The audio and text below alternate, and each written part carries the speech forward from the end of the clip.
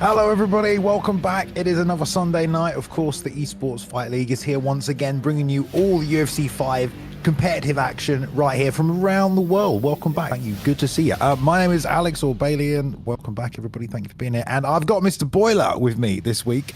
Boiler, how you doing, mate? Thank you for joining us. First of all, in the booth, are you ready to call some PlayStation UFC 5 action, mate?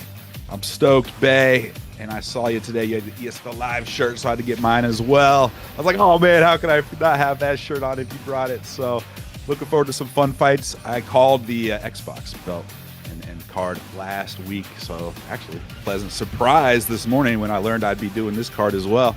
It's some PlayStation title on the line. All right, hell yeah, keep yourself in practice as well. We like to see that. Well, it's good to have you, Boiler. Thank you very much. Welcome, everybody. Hope you're ready for some good fights tonight. We have a great 10-fight card, as always, bringing you the best from around the world from the UFC 5 competitive community. And the game has been changing slowly. There's some time to adapt to some of the new patches that have come out as well, and we've seen a bit of shifts back and forth since release. But tonight, we've got 10 excellent fights. So let's take a look at the fight card and who we're going to be watching this evening. Kicking things off, we've got the return of AKA Dave and Ben Jamy. Both guys yet to pick up a win yet this season, but they are here kicking things off. Then we've got Papa Doc trying to get a win as well against Rolling Thunder. Real fan favorite fight, that one. That should be fantastic. It's Rolling Thunder's last fight as well ever. Retirement potentially, so great to see that one. We've got Swiss taking on what remains of Vuk as well. That should be a great fight, old versus new, in terms of, you know, some of the stardom here at the ESFL. AKA MG will be taking on B3's Vano. That'll be a great fight. Both guys haven't lost yet. And then we've got Ungodly taking on Storm. Both guys again 1-1. They're doing well this season. Need to break away. One of them will do tonight. Then we've got number 8 Word Life taking on Elite King right here. Bit of a step up for Elite King, but he can probably maybe get the job done, break inside the top 10. We'll see. We've got Papa Lima taking on B3's I Am the GOAT. Great fight right there as well. 2 veterans. And then we've got Ed Parker back again. Won his PlayStation debut, his ESFL 5 or UFC 5 debut last weekend. He's back here to get another win, taking on Samurai, another guy who has yet to lose this season. And then we've got Cryptic, who's 2-0, ranked number 3, taking on AKA's Josh, who's also 2-0 and ranked number 4 in the co-main event of the evening. Then, of course, the main event, Boiler, we've got B3's Wavvy, who is 2-0 so far. So is LeaxeTheGreat. That is going to be a great matchup there. Leaks also 2-0, number 1 versus number 2. You'd think there's a title on the line, Boiler, eh? And hey, we hate to put campmates against one another, but they both fought their way to the top. We're gonna have to do it. In fact, Leaks already had to fight one of his teammates this year, but that just shows how dominant B3 is as a camp. So super stoked for that title fight, but just as importantly, looking forward to Swiss coming back, see if Ed Parker can keep it grinding, or if Samurai is going to put a stop to that. Really from top to bottom, even though there's only 10 fights, each one of them a lot of fun, so it's going to be an action-packed Sunday. Definitely right. I like the sound of that. A very action-packed Sunday. This is ESFL 156, by the way, just in case. And obviously we've done a load of other little shows in between then, so always surprised by how many of these we have done, and still going strong. Right. Title on the line tonight for UFC 5. So for the first time ever, we'll be crowning a PlayStation champion. Plenty of fights to get through. Before we get that, though, let's go straight to the first matchup of the evening at middleweight. Number 25 versus number 26, aka Dave, taking on Ben Jamy. Both guys need a win here, Boiler, but it should be a good fight. I think it will be. I mean, Dave had to have his debut last card against Ed Parker, so that's his loss. That's a quality loss, as they might call it in college basketball. Dave, though, he's been the champ at a couple different affiliate leagues of the ESFL, GFC and OFC. So looking to get that win in the win column. Ben Jamy also 0-1, lost his debut at ESFL 154 against B3 Vano. He's a balanced fighter, works on that boxing, and is relentless, but he's not too aggressive. So I think this will be a great way to start off the card.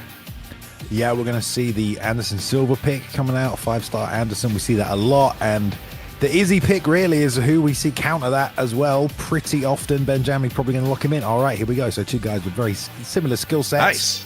Really be about who can land the big head kicks, the front kicks, and also make use of that good head movement. But here we go. Things getting started at ESFL 156. Thank you, everyone, for joining us. PlayStation champion will be crowned tonight in the main event. But first, we've got plenty of fights coming at you. Yes, sir. Yes, sir. We got some prime Anderson versus Izzy. Ooh. So I think this will be a little more competitive than the real life matchup. A lot of fun here. Bay, what is, if you had to pick one thing that Anderson does better than Izzy, what is it? Probably the head movement stat is pretty goddamn good. I mean, Izzy's got good head movement as well. But I think the hand speed might be a little bit faster on Anderson. I'd have to double check. Sometimes we have Mr. Armor Boxer here who will pull up the stats. Yeah. But yeah, head movement, you could do that. But in this kind of a matchup, it's all about creating those mistakes or forcing your opponent to make those mistakes. Throwing when they shouldn't have thrown and leaving the openings. There's a nice jumping front crane kick there into a flying triangle, which he'll use to sweep and take mount and then land some ground and pound. So crazy sequence right there from Dave. But why the hell not take stop position? That was super slick, Bay. That was just great work all around, and then a little flurry with an elbow to finish the ground and pound, and then holds position nicely. It was just like such a great sequence. Yes, indeed. All right, posturing up half guard, some damage from the top now. You love to see it. Controls the posture from Jamy. He's got to find a way back to his feet here. Obviously, does not want to be on the bottom. In a striking matchup like this, where both guys don't have great stats, but you definitely still don't want to be the man on the bottom. And this is good work from Dave so far. Now take side control, maybe get a few elbows off. They'll score some points. Yeah, he's certainly scoring points, and you got to remember the mental game. Like, it really can mess with your opponent's mind if you keep that top control. But good job getting up there, just as I say that. Yep, little knee to the body as well. No problem there. Wrapping that right hook around. Three-piece combination there. Through the uppercut in. That's a nice body shot. See how much damage that does to the stamina. Yeah. These guys are being pretty technical here. They're not just swinging and banging, throwing 150 strikes in the first round. So that's good to see. Yeah, I think both guys know, because both Anderson and Izzy have those like huge toolboxes of moves. There's a lot that you can get hit with if you overcommit or if you make a mistake. So I think both guys are very careful about that. Long left hook almost landed there as the jab interrupted the kick. Both guys trying to put that backhand to work right now. It feels like Boiler trying to land that rear hook and that rear straight there as it is down the middle from McDave and the uppercut as he pulled out. Nice work. I like that. Good combinations. Very good. And Jamy doesn't really back out even though his head health and his block was down a fair amount there. He just keeps coming forward and he's taking it on the chin for that. Yes, indeed. Not much left in this first round right here. Both guys, like we said, desperately want a win. Have yet to get one so far this season. Fought some good competition though, as you mentioned, Ed Parker. So not really anything too shameful about that loss. Lots of pressure from Jamy though. Really trying to find a way around that guard. But it's these combinations off the back foot from Dave. Gets the pull counter out there though, but can't follow up. Which is lucky though, because he doesn't get hit with anything dangerous. For sure. Get a little pull party going there. I got to give that to Dave, man. That was really nice. He did a little bit more damage, a little more scoring with the strikes, and obviously had that takedown into full guard and then was able to sweep it to full mount. That was real nice.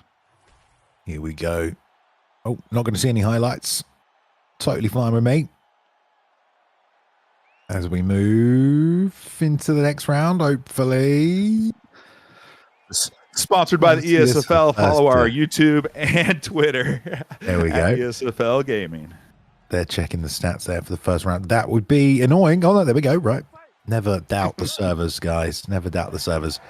Kicking off for the second round. Here we go. First fight of the night tonight at ESFL 156. Everybody crowning a PlayStation champion for the first time in UFC 5 at the end of tonight. That champion will try and defend that belt for as long as they can this season. Got some real life belts on the line as well this season for our competitors. Look at all this pressure already from Dave, finding a way through the guard and does a health event.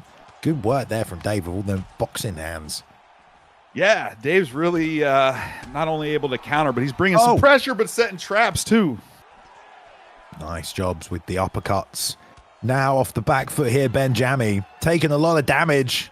Probably going to need to find a way to stop this forward pressure, get some slips going, a pull counter.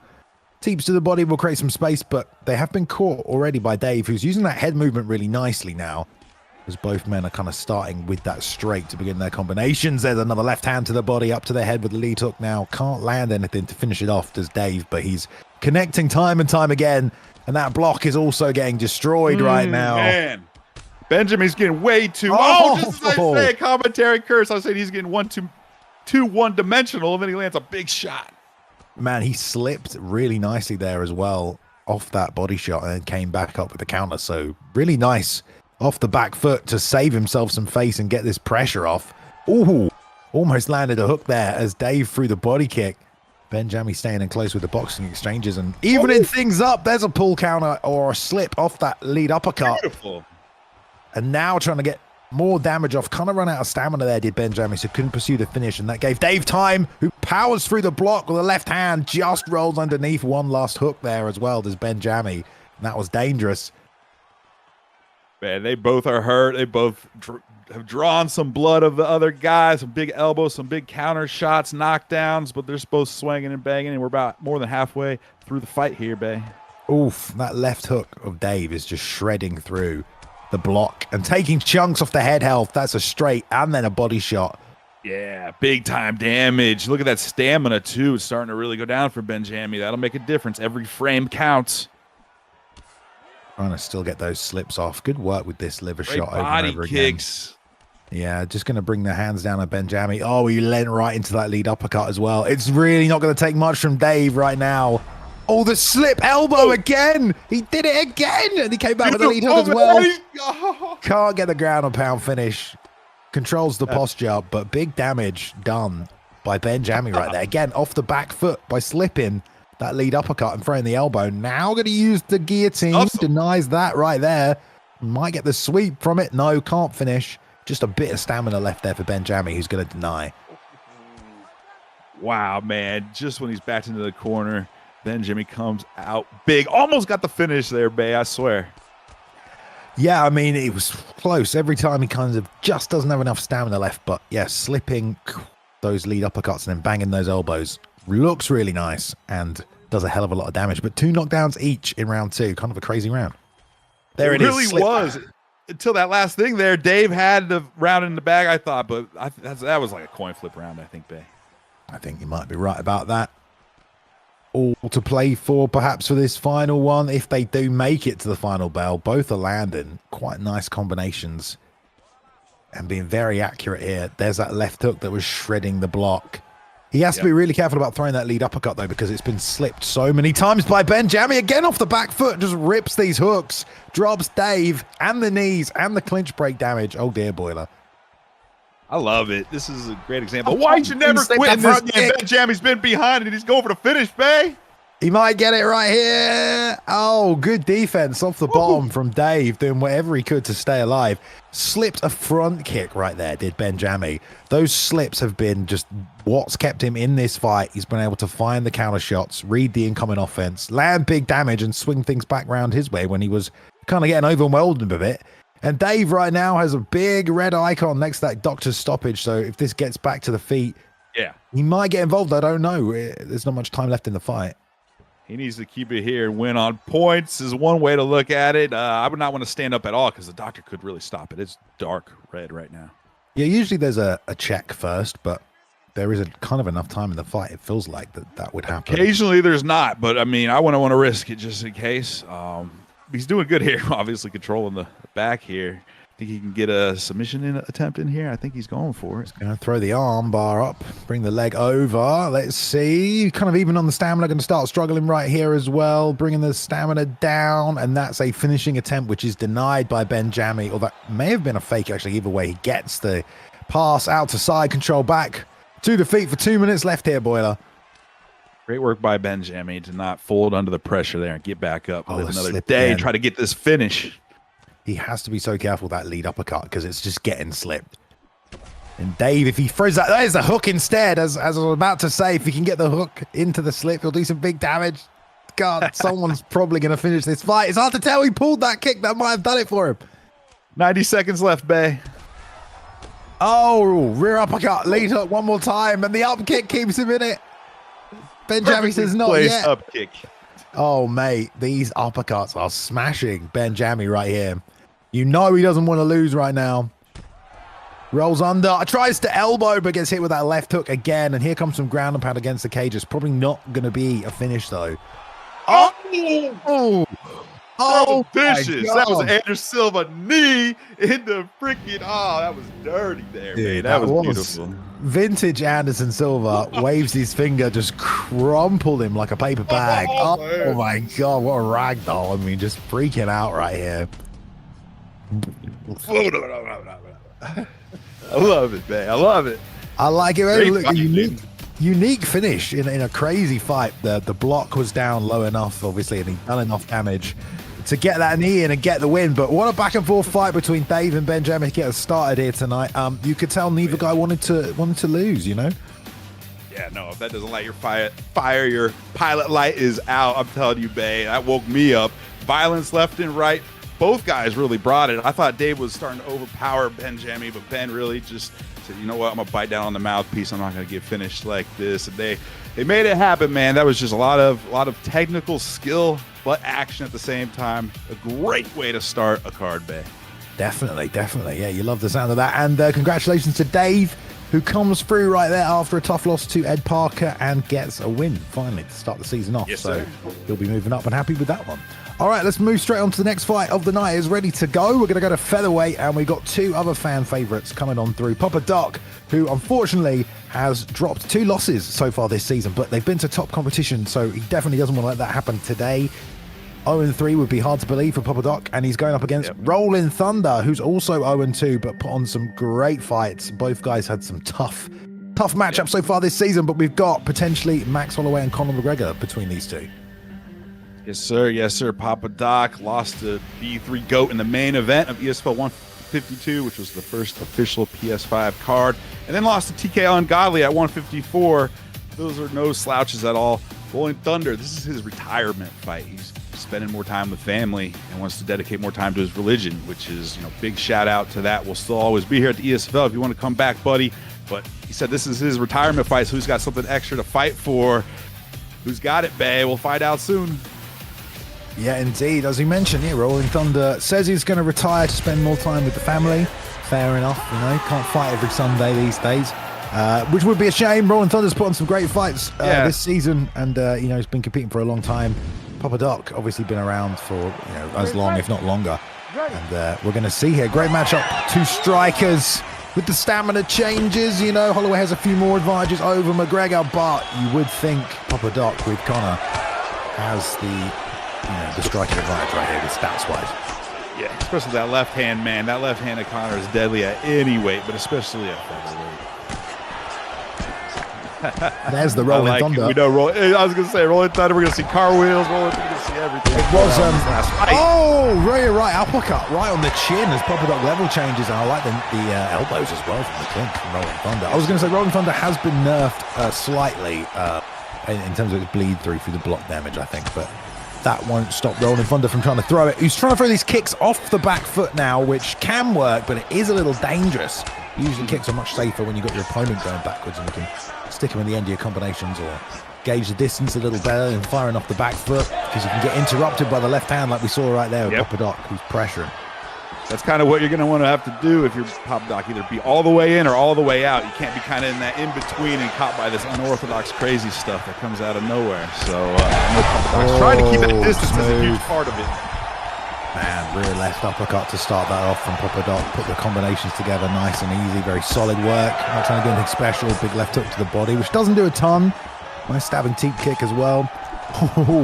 Almost looked like he might time that, but it did a ton of block damage. Rolling Thunder really needs to get the volume going though right now, because you can't really let McGregor fire off and land the same amount of shots as you. The power difference is really big in this fight, so Rolling Thunder has to get going. Absolutely, the power difference is real. Even like a 2-to-1 isn't enough. You got to have more than 2-to-1 ratio, I think, as Holloway versus Mac. Yeah, trying to step through and close the distance there on the inside, which is a tough fight because Max doesn't really have the reach advantage, so you can't fight on the outside, and you also kind of don't want to be on the inside because you don't have the power advantage. So it's a tough fight as Max Holloway, and he gets cracked by another left hand. Papa Doc lands a lovely combination right there as Rolling Thunder gets tagged, trying to throw something back, but just these short boxing combinations from Papa Doc are just making short work of the chin of Max Holloway right now as they're still trading. Yeah, this is going exactly. You said it, Bay. You can't be on one foot at punching range against McGregor. You're going to get rocked.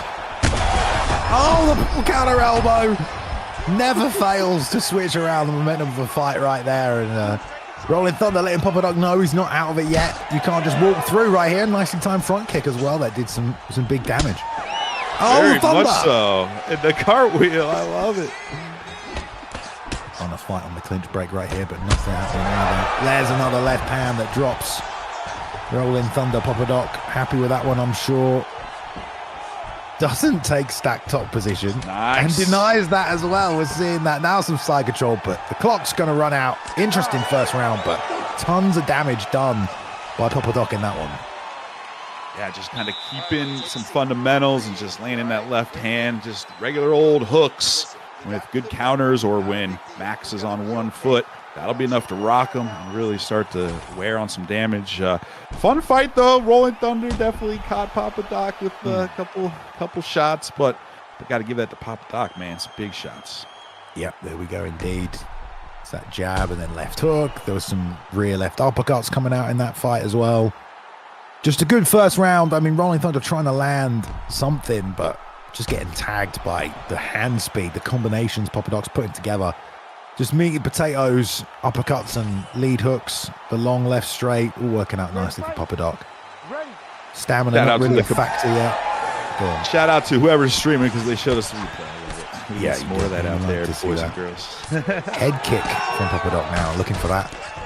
Trying to find that elbow against Rolling Thunder, but walks straight into a 2-3. Now going to get ground and pounded from top position. Going to take mount instead of look for the finish, but probably wants it from here. Here it comes. Ground and pound. Rolling Thunder slips. Takes another left hand, though. This is so dangerous. That was a smart vet move by Papadoc to take position like that there. I don't know. I feel like he could have finished it. Depends how good the... Think so? Yeah, I mean... Could try. If he landed, but, you know, Rolling Thunder may have avoided it, you know. You don't want to burn your stamina out. But I think Papadoc smells blood right now and is probably just trying to find it. He's so good on the ground. I think he wants to keep it here and just waste the stamina, do a little more damage, and just demoralize Rolling Thunder, I think. Man. You're definitely right about that. Yeah, Papadoc very good on the ground, something that we always know about him. Showing it on the feet tonight, though, so far. Both hooks in now. We'll see if he can get the back flat position and then just drop the ground and pound. We've seen how dangerous that is. I assume Rolling Thunder's waiting to block a strike, and Papadoc's waiting to block the transition right now, so they're both kind of just waiting. He's faking that back flat. I love it. I love the strategy. I really thought maybe we lost the stream for a second there, but no, they are kind of chicken and the egg, or, you know, who's going to move first. I like it. We'll see. I mean, you can do some damage from here. Yeah, and, it's really that the half guard sit out you want to worry about right here, which is just the arm coming across, which is quite easy to defend if you're a Papadoc and you're, you know, waiting for it. You're not just trying to throw strikes. But, you know, this has gone from a Papadoc fight that looked like it was going to be over in the first round to him just controlling position and content to do so. Now 2 minutes left in this second, where he almost finished the fight, but, you know, he's kind of let Rolling Thunder survive a little bit longer. He might finish him here, though. Being very patient. He heard Herb Dean say, "Start working," and he moved out to you know, that side control, backside. And that was a smart decision. He finds himself in top mount again. There we go. Yeah, Papadoc just riding through. I mean, you can't blame him. You know, like I said, both guys 0-2 this season. They've had some tough competition, tough opponents. There is blood all over the canvas, but you can expect Papadoc wants to guarantee that he's going to get that win this time out. And man, that's a lot of blood. Fair amount. Someone got butchered. 45 seconds. Able to get to his feet there, Thunder. He's going to pull something out. He has to right here. Oh, it's a nice stiff two that rocks him again. Destroys the body with combinations as well. And there is a two that sends him into the realm of unconsciousness. Short and stiff. Tough matchup there. You know, Rolling Thunder obviously wanted the Rolling Thunder, so took Max Holloway. But at the same time, you're going up against Conor McGregor at featherweight. It is a very tough ask in a striking matchup. And oof, that was a short left hand right there. Boom. Right there. Clipped the chin perfectly. Just boom, like a freight train hitting you right there. Boom. Great work by both guys. It was a fun fight, but I mean, Papadoc just was technical all around. That groundwork really just set the stage for that stand-up finish. Yeah, well, you know, always good to see both those men compete. Papadoc coming on back here, gets a win this season. I'm sure it's going to reinvigorate him and he'll start moving back towards the top, taking on some other guys. But for Rolling Thunder right there, we have to say thank you, because he did say he was going to retire after this and go back and just spend more time on the weekends with the family. So thank you very much. Appreciate you, Rolling Thunder. I'm sure you're welcome back anytime. Definitely put on some entertaining fights this season. and throughout your esports fight league career as well. But yeah, man, Boiler, it's people can't fight forever, can they? No, that's why I got into ownership here at the ESFL Bay, because I'm washed. So there's a lot of things you can do after your fighting career, folks. But keep at it though. This is what I got to say: you never know what the next patch might do to your game. You never know if you just get over the hump, if you try a new style, try a new fighter. Right, so never get too high, never get too low. I think that's good advice in life as well. Yeah, I mean, it's pretty good. Yeah, yeah. The patches do change how the game works and stuff like that. So you are right. You never know if your game's going to suddenly improve as well. But you can always change how you are as a fighter. You never have to stick to the same style. You can always think about ways to improve. A lot of the time, I think we don't really do that. We just jump on and play, don't we? So. Yeah, no, that's for sure. Looks like they're trying to get this third fight going. Not sure the Wranglers are working through it, Bay. All right, I think Buck, WR of Buck. What remains of Buck versus Swiss? This one will be worth waiting for. So they're getting it all squared away in the back, Bay. Yeah, I mean, this should be a good fight as well, because Swiss has not fought in UFC 5 yet, so this is his debut. Yep. And coming in against Vug, who someone had a lot of support in the Twitch chat as well. Lots of people trying to represent and support what remains. Good. And he's had 2 fights now. He's had belts in other promotions, so he wants to keep competing. Really tough contest in getting Swiss though.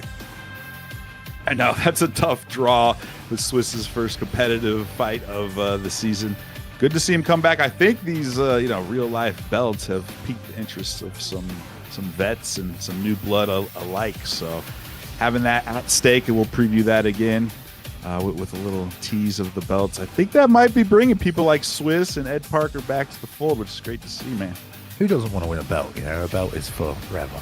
It looks like the next fight is ready though, so we're going to jump to fight number 4 instead. Okay. I think we should do it, guys. I think we should do it. It's a discussion. We're going to fight 4. We're going to These fight guys 4. Are ready. We'll get that squared away.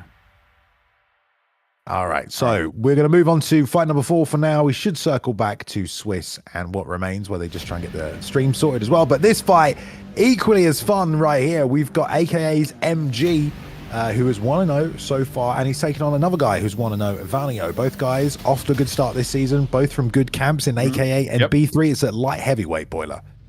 Yeah, AKA and B3, not the last time we're going to be seeing this matchup between these camps. Both guys 1-0. They debuted at 154. MG, he was a late replacement against Blackout Hours of B3. So MG's first win was against B3. Now he's trying to add another B3 notch to the belt against Vano. Vano beat Jamy, who we just saw in a really fun fight in his debut. So Vano, he's been a title contender in pretty much all the other leagues besides the ESFL, and he wants to add ESFL to his trophy case. So he's 1-0, man. All you need is a 3-0, 4-0, and you're going to get a title shot. So this is a big step for him. Yeah, every fight counts, and we always say this about the ESFL. You only get to fight once every 2 weeks. So you really have to be ready, because you only get one opportunity, and if you lose, you're going all the way back down to the bottom. Interesting matchup here as well with Jan Blachowicz versus John Jones. Don't see that every day. John, definitely someone at 205, has a lot of weapons and tools to make the game difficult, but Jan, very good as well with that lead body kick, the body attacks, and the wrestling. We'll see how it matches up. For sure. We honestly don't see light heavyweight generally at all, let alone this type of matchup. So excited for this. We also implemented no mirror matches this season. I think it's bringing out a lot more fun fights, man. I think you're definitely right about that. Vano trying to find home with some of the different kickboxing attacks right here, going with that long straight right to set things up. MG not really trying anything too complicated yet, trying to pour things out. A few front kicks, and that one landed. There's been some knees that have come out from MG as well, so using the John Jones tool set very well. Good check right there as well. See if anyone level changes for a takedown at some point. That'd be fun to see. I do feel like MG using John Jones's length is absolutely what he needs to do here. Those long kicks and getting out of dodge quickly. Ooh, you don't want to be standing toe-to-toe with Jan, I can tell you that. No, there's some good pressure as well from Vano right here. Really trying to keep that distance close, and landed a nice little lead uppercut in there. John Jones is very good in this game, but if you don't really have the space to operate, it can be quite awkward. You can feel a bit tough. And now adjusting to those front kicks, catches one. That's nice. See if we'll get a takedown off that next time. Keep an eye on MG's left leg, man. It's like halfway down already. He's taking a couple nasty leg kicks, so a couple more, and he might have a compromised front leg. Jones. Yeah, the checks as well are very good on Jan. That one got blocked right there, but it looked like it still did some damage. You're right about that. There's the level change. Ends in a lead hook for Vano. Well, I like this pressure as well from Vano. He's not just throwing combinations, he's throwing one shot at a time, but like filling the space really nicely. There's that left leg. Boiler, you're right about that. Already gone. Ah, that had to hurt. He switched, though. He switched stance. I think that's super smart. I always switch stance earlier rather than later, so you can have a chance to conserve that leg for the future, especially like John Jones. I'm sure he was fine from southpaw. Yeah, definitely a good switch stance stat. And it'll open up other weapons as well and take things away because that leg kick's not going to be as easy to get anymore. But Vano definitely doing the most damage so far by putting all that on. Getting some block damage through as well with these spinning elbows. Very patient style from Vano. Not really thrown more than a 2-punch combination so far. But he's making things work for him. I'm a fan of these type of fights, man. I like when everyone just stands in the pocket and swangs and bangs, but I like this kind of technical, kind of piece them apart. Big shot there. This is a fun fight here. Yeah, this is all landing for Vano. I feel like MG is not getting too, carried away with the fact that he's losing. He's still sticking to the game plan, staying patient and looking for those opportunities. Because it's not like he can walk forward and really put a pressure boxing game together with John Jones. It's just quite hard to do. So being quite reactive at the moment to Vano, and Vano took that round, I think. I think so too, especially with the damage to the leg. The actual stats weren't too far apart, but it was enough to give Vano the round, I think. Left hand. There's something in the pocket right there for MG. Would love to see him use those knees again, but maybe he's worried about Vano catching him to the body because he was doing a good job catching the body attacks earlier. Nice inside tap to the knee there and gets the single leg takedown. Good adjustment by MG, and that's what he was looking for, and now he has top position. Let's see what he can do with it. Hey, you said one of them might have to shoot a takedown. I was thinking in my head at the time, well, that would be Jones probably, and that would be a takedown, but look at that, man, right over the half guard. Made that look real easy. Didn't need any kind of momentum build, just took the right amount of GA and took the reversal to top position. Let's see what Vano can do with it. Jan Blachowicz on top is really good, and John Jones is not necessarily the best off his back right here, so let's see what's in the back pocket of MG now that the game plan he used has been turned on him. If you're going to go to the ground, you're going to be ready to fire things off your back as well. Postures up and some damage and the stand-up. Okay. Tap that leg a little bit. I think Vano was just trying to accumulate a few of those baby punches, buy some control time. Although, actually, no, control time doesn't count in full there. I think you probably know that. But still, Vano, good start to the round here. Ooh, some pressure now from MG. Finding a home for that uppercut. Getting those long limbs involved. Again, I'd love to see some knees and some elbows, Boiler. Not really anything coming out from MG in that regard. And those are big weapons. You could do some big damage. Lovely high crotch takedown. Look at that. Gets a slam, and that will do some damage and score, but he definitely needs to do something with the top position. For sure, he needs to get a couple denials here and try to work in a submission attempt, maybe some sort of choke to reduce the stamina even further. Some ground and pound, but good work there by MG regaining that full guard there. The foot on the hips fake there. MG answers by posturing up, but stays up for a little bit too long, and the get up is there for Vano, which is kind of surprising, but there you go. Knew he'd have it, and R1'd his way to the feet. Oof. Nicely set up on the head kick, didn't land though. Oh, delayed on that right hand as well, because that was a nice entry. A minute left here in the second round. Highly contested here. Another takedown, this time for Vano. All right, wants top position, not going to get it, but way to mix things up, why not? Interesting fight so far. Maybe one round apiece, kind of hard to tell at this point. Vano might be up 2. For sure, if you're MG, you got to presume that you're down 2-0 after this. You got to presume that. Like, you can't fight safe, not in a 3-rounder like this. He's not going to, I don't think. Everything just bouncing off the block of Vano as well, and That is another slight problem you have as John Jones. You don't really have a lot of block breaking ability because you don't have a lot of combinations you can put together. There's a little combination at the end, but for John, it's usually a lot of sort of single shots, one at a time, and it's hard to break through the block because of that. You're seeing that now. Oh, that's a great point for sure. And like you said, he needs to land some of those flying knees or some spinning back kicks to the body. I mean, elbow. Like I don't know why he's break not. it up a little bit. Some spinning elbows or even just straight up elbows. Yeah. And this is very toe-to-toe as well. It really feels like it could be there. But MG obviously has his own game plan. Now letting the hands go a little bit more. Got the stamina advantage here as well, definitely, just due to the lack of activity, really, on the side of MG. But there we go, runs it to the fence. Going to break, though. Yeah, I'm not sure about that. Try to do some damage in the clinch. Guess not. He's going for Again, the knockout, when he's avoiding those shots, there's no real follow-up from MG. It's like good defensive movement, but then he just waits, and Vano just can keep attacking and keep moving forward. And even though MG's doing a great job of the head movement right here, he's not let anything go in the last 30 seconds of this sequence. Even in a 5-round fight, this would be tough to justify, but in a 3-round, when you're probably down, it's tough, really tough to go. And he learns from that and stuffs that takedown. He ain't gonna let him get that twice. That was really good by Vano there as well, because it was quite a quick shot by MG, and he kind of had waited. We were wondering why he wasn't doing anything. He was probably waiting to time that and doesn't get it, so it doesn't pay off. Vano marching forward now, though, literally forcing these toe-to-toe exchanges, getting tagged as well because he's walking into big damage. And the head health is marches with MG right now, I think. Yeah, it's not that far apart. MG, if he could somehow get a big knockdown, try to turn this into a 10-8, maybe he would get lucky. Still needs a finish, though. There's only half a round left, so like you said, he needs to let go a little bit more. He's having some really nice defense, starting to get that stamina advantage, but he's not putting points on the scorecards. Yeah, I'd love to see at least one spinning elbow. It really feels like it's just like right there.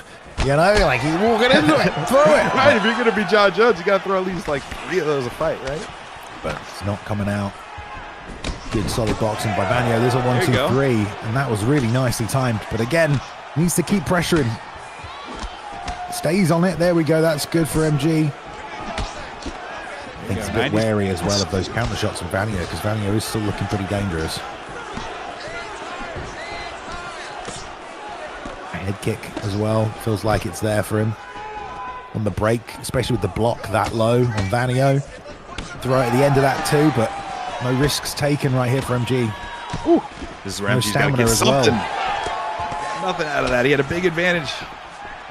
Yeah, I mean, you definitely feel like he does, especially because the stamina now, such a big advantage for MG. There's not enough time in the fight to really take advantage on it, but this would be great if it was a 5-round fight going forward.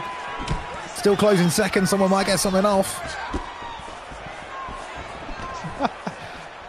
What is this corner telling him right now? Oh, lead hook just right finish there. MG. He's close. He's throwing now, but a little too late. Vano's not backing out, though. He's not. Why would he? All right. Nice, man. That's a good fight. Very backwards and forwards it goes to 4-3. We're going to see who takes it. Very, very good fight. There we go. Yeah, as we expected, Vano. Just a lot more output really coming out for him in that one. It was 29-28. Yeah. The 2 rounds to 1. Everyone giving him the first round. Second round, everyone gave to John as well, which is kind of interesting. But that third round, when it really felt like MG was doing a lot of good work and had opportunities to push forward. All he needed to do was win that final round. He would have won the fight, Boiler.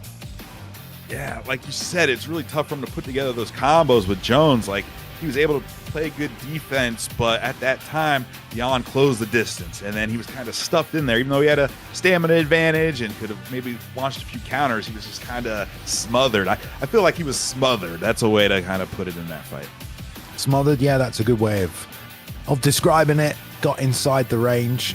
But I don't know. I feel like MG had some opportunities. Maybe he'll go back and look at the moments he didn't really pull the trigger. Some knees to the body would have. I think it would have been perfect, right? Defensively, MG looked really good. But there were no elbows, there were no knees, there were no spinning attacks, and it was it was with John Jones. Those are your best weapons. You don't really have like the the boxing combinations. I mean, you kind of can do and make use of them, but you have a lot of other really good weapons and just wasn't able to get them working, unfortunately. So, hey, well, it looks like we do have Swiss, a new stream link. We got Swiss, and all right, we do have it. Good, we're ready to go, baby. That was all right. We were able to get to fight 4, but I didn't want to miss Swiss, so I'm glad we're back. We teased this one, fight number 3, which is fight number 4 right now. Swiss the backs, or Swiss making his UFC 5 debut right here at 0-0 at bantamweight, and he's going to be taking on what remains of Vuk, who's already fought twice so far this season.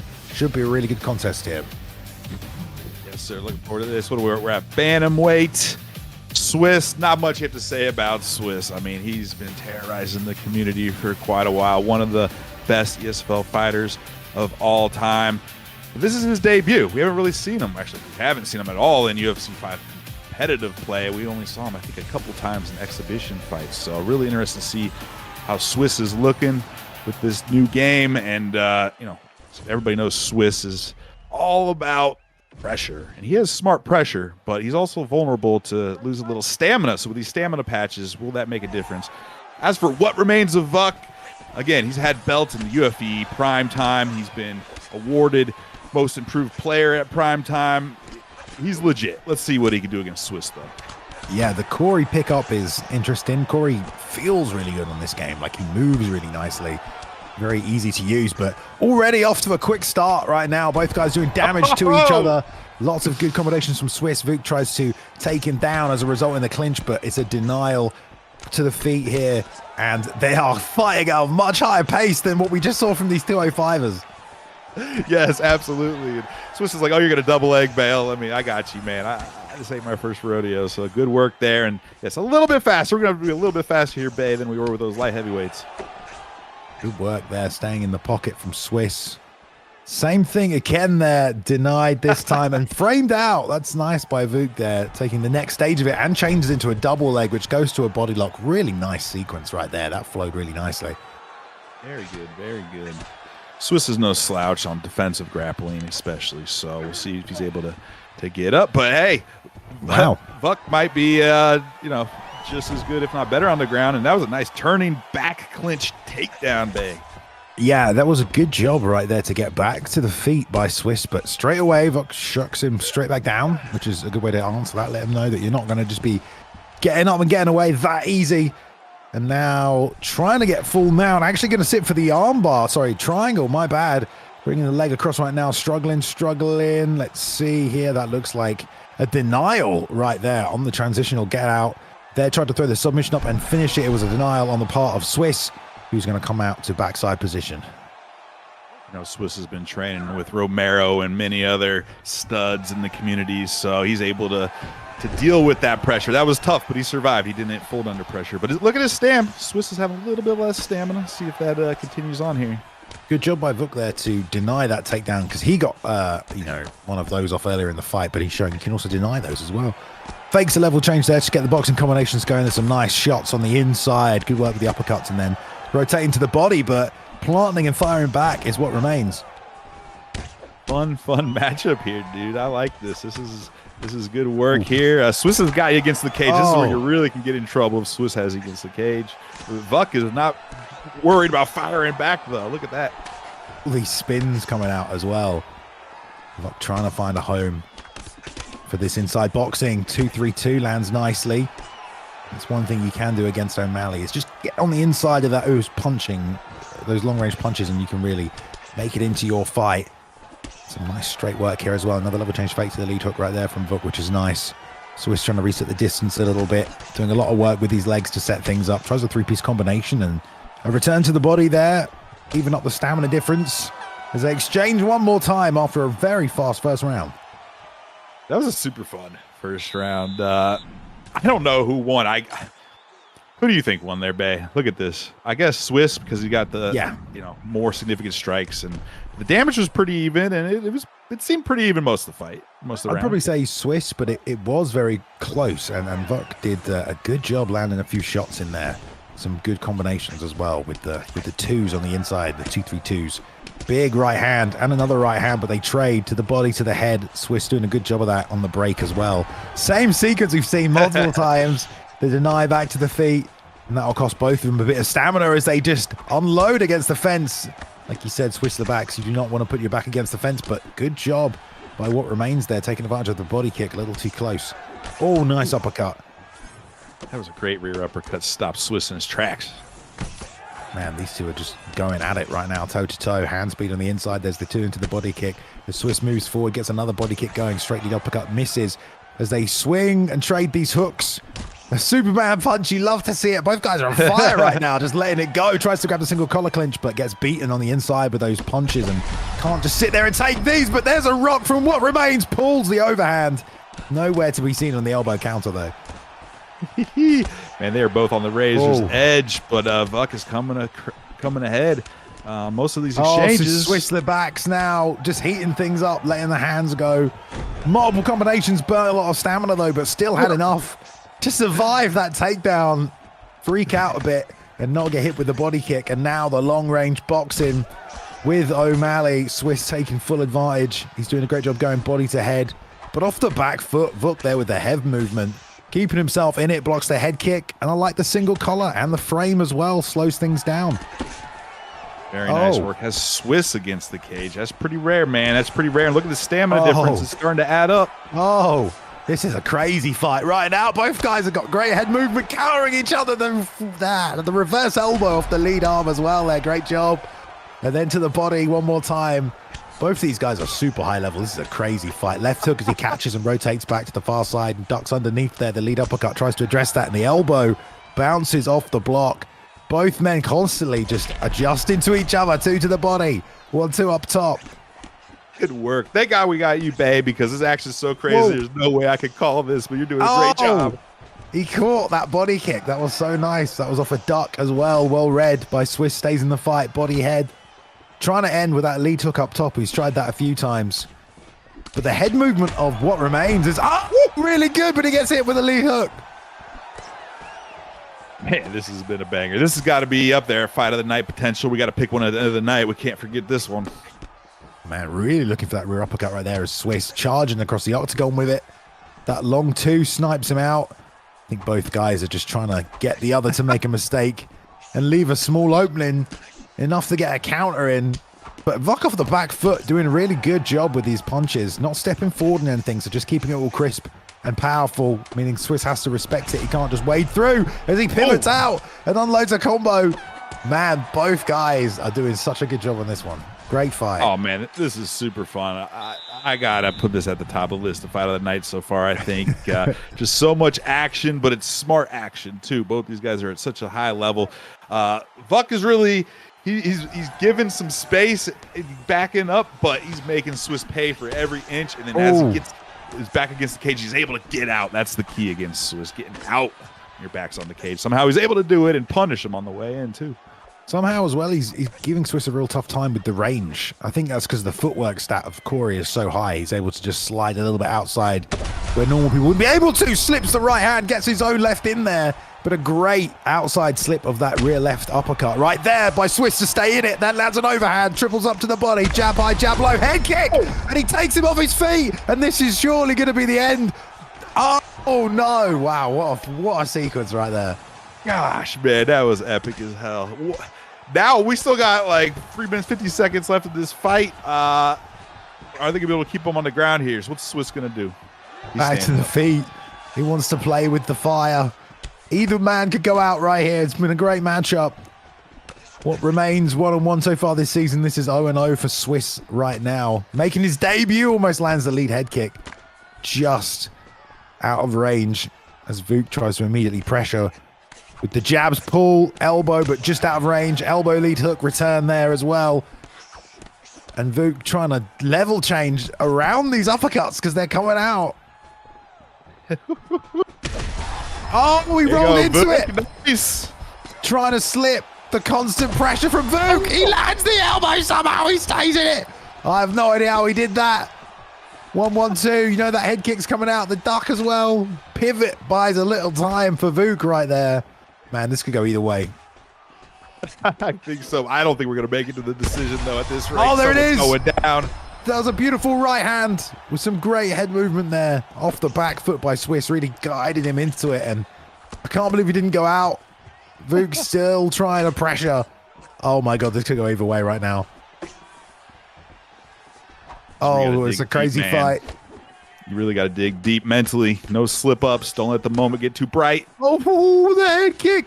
But there's no stamina. The double leg kicks there from Swiss. And that's all he could muster. Real diligent boxing work there, but another tag by Swiss, who drops Vuk one more time, but both back to the feet. 1 minute in this round. I mean, literally, it's all to play for. The fatigued animations coming out for Swiss, though. Oh, he misses the overhand, but there's no stamina. He goes to the body, but he's got no stamina either. Oh, my God. Oh, the knee. Wow. That was a nice play. Oh, Swiss is down. But the up kick keeps him in it. Trying to sprint and finish him off. He's out of stamina as well. Oh, a drop. And he gets past the up kick, surely, with the ground and pound now. Oh, no. I can't believe he didn't finish him there. Wow. I can't believe this fight is still going as well. Swiss could maybe get some ground and pound. They got 5 seconds. Oh, man. Just throwing at each other. Head kicks and spit. Oh, wow. Jesus. That uppercut as well. Oh, what a fight right there. What a fight. Fight of the night, man. Holy cow, that was amazing. If you like that in chat, man, I want to see some love. We've missed Swiss Leax, and you can tell why. Great matchup there between these two. So fast-paced, action-packed, constantly having to adjust to each other, making reads, but there can be only one winner. I have no idea who's done enough. I mean, there were so many knockdowns. I know, I have no idea. You did a great job calling that action, though. Holy cow, that was amazing. Let's have a look. Oh, what remains? Comes out and steals it. Look at that. What a fight. And Swiss, the upset in his debut. What remains of Vuk? With the Corey Sandhagen pick, getting it done there. I mean, what a freaking fight. That is epic. To come out, beat Swiss like that, use Corey Sandhagen. Holy cow. More people are going to have to look at him as a potential bantamweight selection. We're going to see the scorecards. I want to see how close that was. It had to be 29-28, right? I don't know if we'll go. It is. 29-28. Yep. Last round of Sandhagen there. Interesting. Okay. It was decision split, too. Yeah, one of the judges gave the first round to Popadoc. Jesus, Swiss Leax. But that was it. Yeah, just one of them gave him the first round.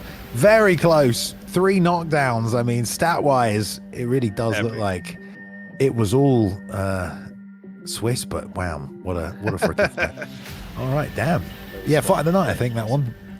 Yeah, man, it's going to be so hard to top. I mean, of course, we have the title fight coming up. We've had Park, a lot of other fun fights, but that's going to be tough. I do challenge everyone to try to hit that bar, though. But holy cow, Swiss and Vuk. Hopefully we get to see a rematch of that someday. That will be fun. All right, well, let's move to featherweight, or back to featherweight, because we've got plenty more still to come tonight. It's time now for the number 9 guy, STK Storm, aka Matador. He's going to be taking on Ungodly, also 1-on-1 so far this season. So both guys got to win, got a tough loss. Trying to move past it here at 145. And at least in their tracked fights against one another, you'll see Matador, aka Storm's got 1 win versus Ungodly 0. So I don't know if the prediction pools are open, but if so, you can use that information potentially. Here at featherweight, Topuria has not been buffed yet, right? Since his victory, I don't believe. But I expect him to be in the near future, I suppose. But we'll see if he's picked. Him and Volk, I think, is what they agreed upon. We'll get them to lock in and see what happens. Look at that crispy 23 millisecond lag. Ooh, I like to see that, babe. Yeah, there should be a good contest right here as well. Do love the Topuria pickup. He's very, very good in this game for so many reasons. So let's see how these match up, because, you know, Volkanovski has also run the meta at the ESFL at different points, even at lightweight as well. So we're going to see what Matador is going to do with Topuria, a guy he obviously likes because he's named himself after it. But he gets the option here tonight. STK Storm with the Matador pick, or Matador is his name, in the blue corner, taking on TK's Ungodly there with the Volkanovski pick in the red. So last event at 154, Storm actually lost to TK Ungodly's teammate, TK Cryptic, so he's trying to get some revenge against the Kings. Look at this. Just timing the 1-2-3 down the middle every time is Ungodly. Oh, the slip right hook as well. Thank God he got outside that uppercut there. That would have been some big damage, but just beat him to the punch every single time. Big right hand lands there as well. So much damage already coming out against Storm. Hulk's got kind of the opposite of John Jones. He's got crazy combos. If he can get near you, he can just crap out of you. So you can't be that close if you're the Matador. So much damage already by Ungodly. It's just because he's beating him to the punch down the middle. I think, considering he knows that Matador's just going to walk forward and box, it gives him an easier time at just slipping that offense, and Ungodly making him pay every step of the way. Multiple rocks now early, and just a ton of damage by being the faster guy down the center. Yep, very nice, very nice. Doesn't want to overcommit, but at this point, 2 minutes in, it's going great for Ungodly. Yeah, there's still a lot of power in the hands of Matador, so just because this has happened doesn't mean the fight is over by any stretch of imagination, but the lead uppercut drops him there after he got the rock on the big elbow, and that is a ton of damage done in not even the first half of this round. Ungodly is just getting some great slips and hooks, and elbows. Great work. Look at that damage. It's already that's between orange and red. That's kind of where a ref could come in and check it already from Matador. Yeah, I mean, I wonder if that will distract him, if he'll keep looking for that. Now some bigger shots being landed on the opposite side there for Matador. But nice pivot to reset things. And, you know, Ungodly has taken some damage here. He's been hit with a few shots. Lovely double leg. Doesn't get the angle change, though. Ungodly defends. Are going to run him back to the fence, no doubt. Knees, they're going to work on the block, uppercut on the break, and then another combination. Yeah. Real good hand speed on display. Doesn't bite on the pull count, lands the right hook over the top, and then comes through the rest of the combination, sits him down, and now going for the ground and pound finish with full stamina as Alexander Volkanovski. Good slip right there. Keeps him in it. Smart work by Ungodly. Avoiding the up kick. Getting there, getting some ground and pound, and another knockdown, man. He's just having his way. Yeah, Ungodly here has done a great job of just landing that right hand off slips, off pulls as well, and it's just become such a weapon. It's breaking through the block now, and you have so much ground and pound damage as well. Comes more of it. Matador, I do not think expected to be this beaten up at the end of the first round, but he is in danger of the doctor stopping this fight already. He is. He's leaking blood everywhere. The stamina, the damage, everything is going against him already after just one round. Yeah, not a pretty round right here. And both guys are like evenly matched, you know, in terms of their rankings, in terms of their records so far this season. But Ungodly showing up with a mission. And we talked about the meta maybe changing. Well, I guess not right now. I mean, Volk just showing that he's way faster. And of course, from top position with all that stamina, it makes you really dangerous. Big shots. And correct me if I'm wrong, but it was Matador that had the 1-0 over Ungodly, I believe, in kind of their past tracked fights history. So it sure don't look like it. Styles make fights and matchups make fights, I guess. Good work here in that first round, though, for Ungodly, man. That's about as good of a first round besides getting a finish as you can have. Just exchanging there as well, which is a scary thing to do with Ilia Topuria, but no fear shown by Ungodly. They touch up and see if he can get those 1-2s down the middle again. That forward moving right hook, we've just seen that for so long, and Ungodly really leaning on it, trying to just beat him there on the back foot with the hand speed, though. And again, he'll go in for a combo and then not reset, just keep throwing because he's got the stamina, and Matador just unable to take any more damage on the block. It's all got to be on the head movement now, and I think he's just taken too much damage unless he can really slip and rip. This should be Ungodly's fight.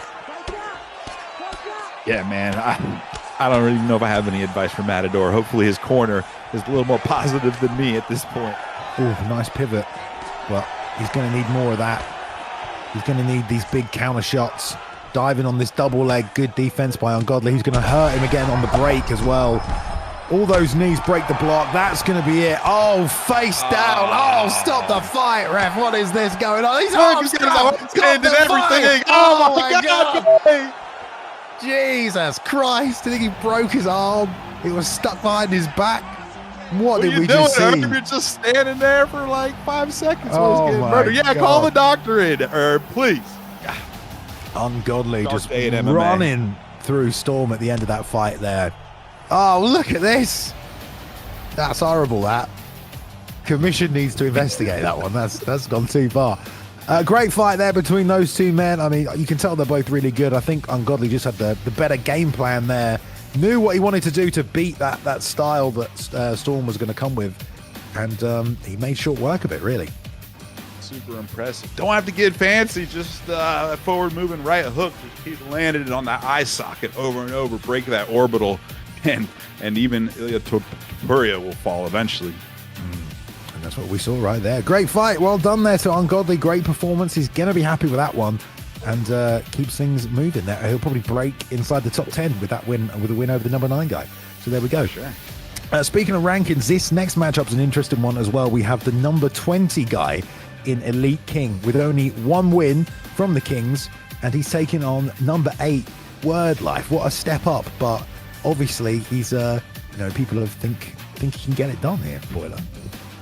Guess we'll find out. Word Life he's in the top 10 of the most fights in ESFL history. He's fought in, obviously, not just UFC 5, but UFC 4, UFC 3. He's fought in undisputed boxing. Like, Word Life's been everywhere in the ESFL. 1-1. Beat Papa Lemur, ESFL 152, but lost to B3 Wavvy. But guess what? Wavvy's fighting for the belt tonight. So, Word Life, definitely 1-1, but it has had a tough schedule so far. Elite King, he fought Spooky MD and got his win in his competitive debut at UFC 5. Fighting out of Canada's Elite King, great pressure, very calm under pressure. So he brings the pressure. If you bring it to him, he's able to remain calm. We'll see if he's able to remain calm when Word brings the pressure. Word's a very legit fighter. He's ranked 8, 1-1 versus ranked 20 Elite King, 1-0. Here we go, Bay.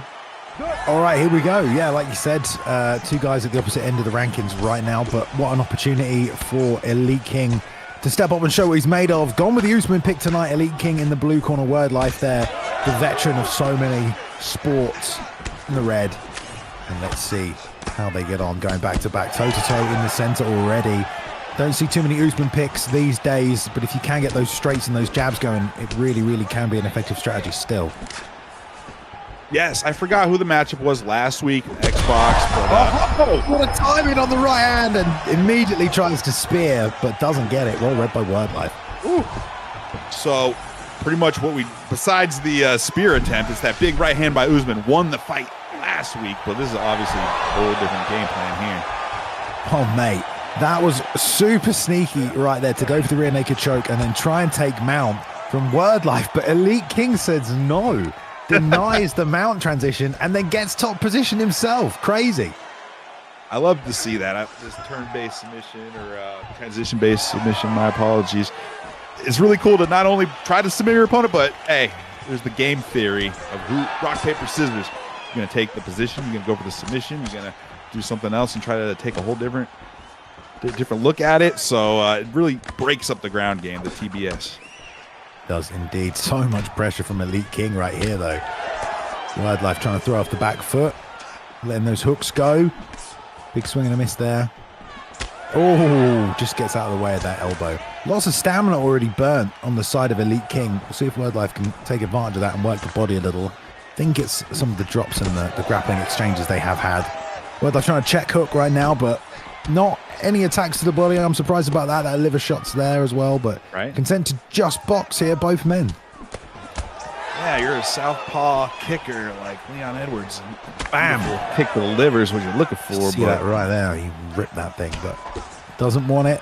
Sticks to the boxing. Doing a good job getting outside the long arms of Elite King, who, again, gets such an opportunity here tonight to fight the number 20 guy. And looking good with his timing right now, but down on the stamina a little bit. I mean, it's kind of even under a lot of pressure. I think the elbow by Word in there cut him open a little bit. I think Elite King just wanted maybe the stamina hit for that takedown right there, because no attempt to jump on top. Nice knee to the body.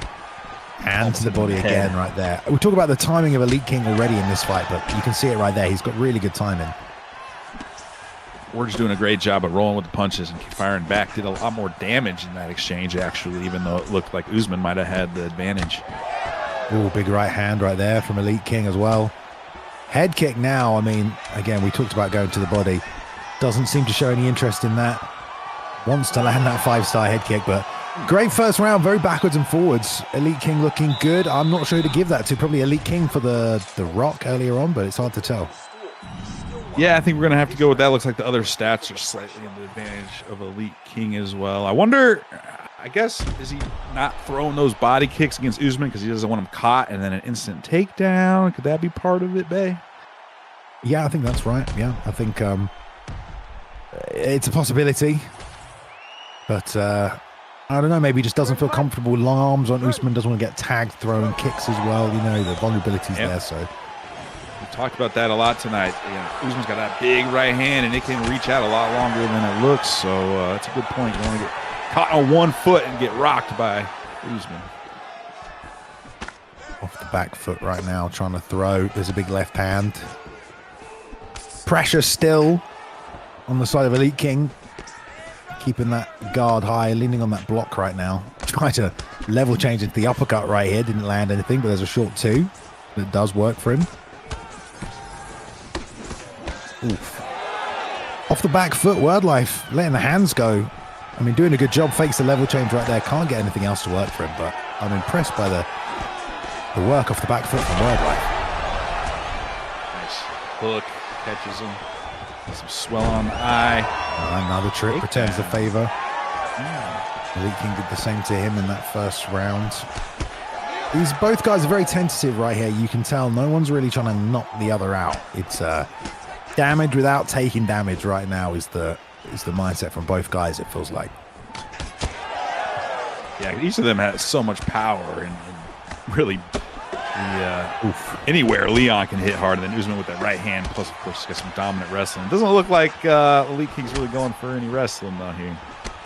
No, and that was good pressure from Elite King right there as well. Word Life trying to move his head off the back foot, but another case of he's just landed damage there as Elite King, and Word Life trying to play defensive, but still taking a lot of those shots. That's a nice rear uppercut to the body. That'll stop some of this forward pressure. There's a nice front kick though, and the shots like that from Elite King are going to steal this round if Word Life works off the back foot the whole time.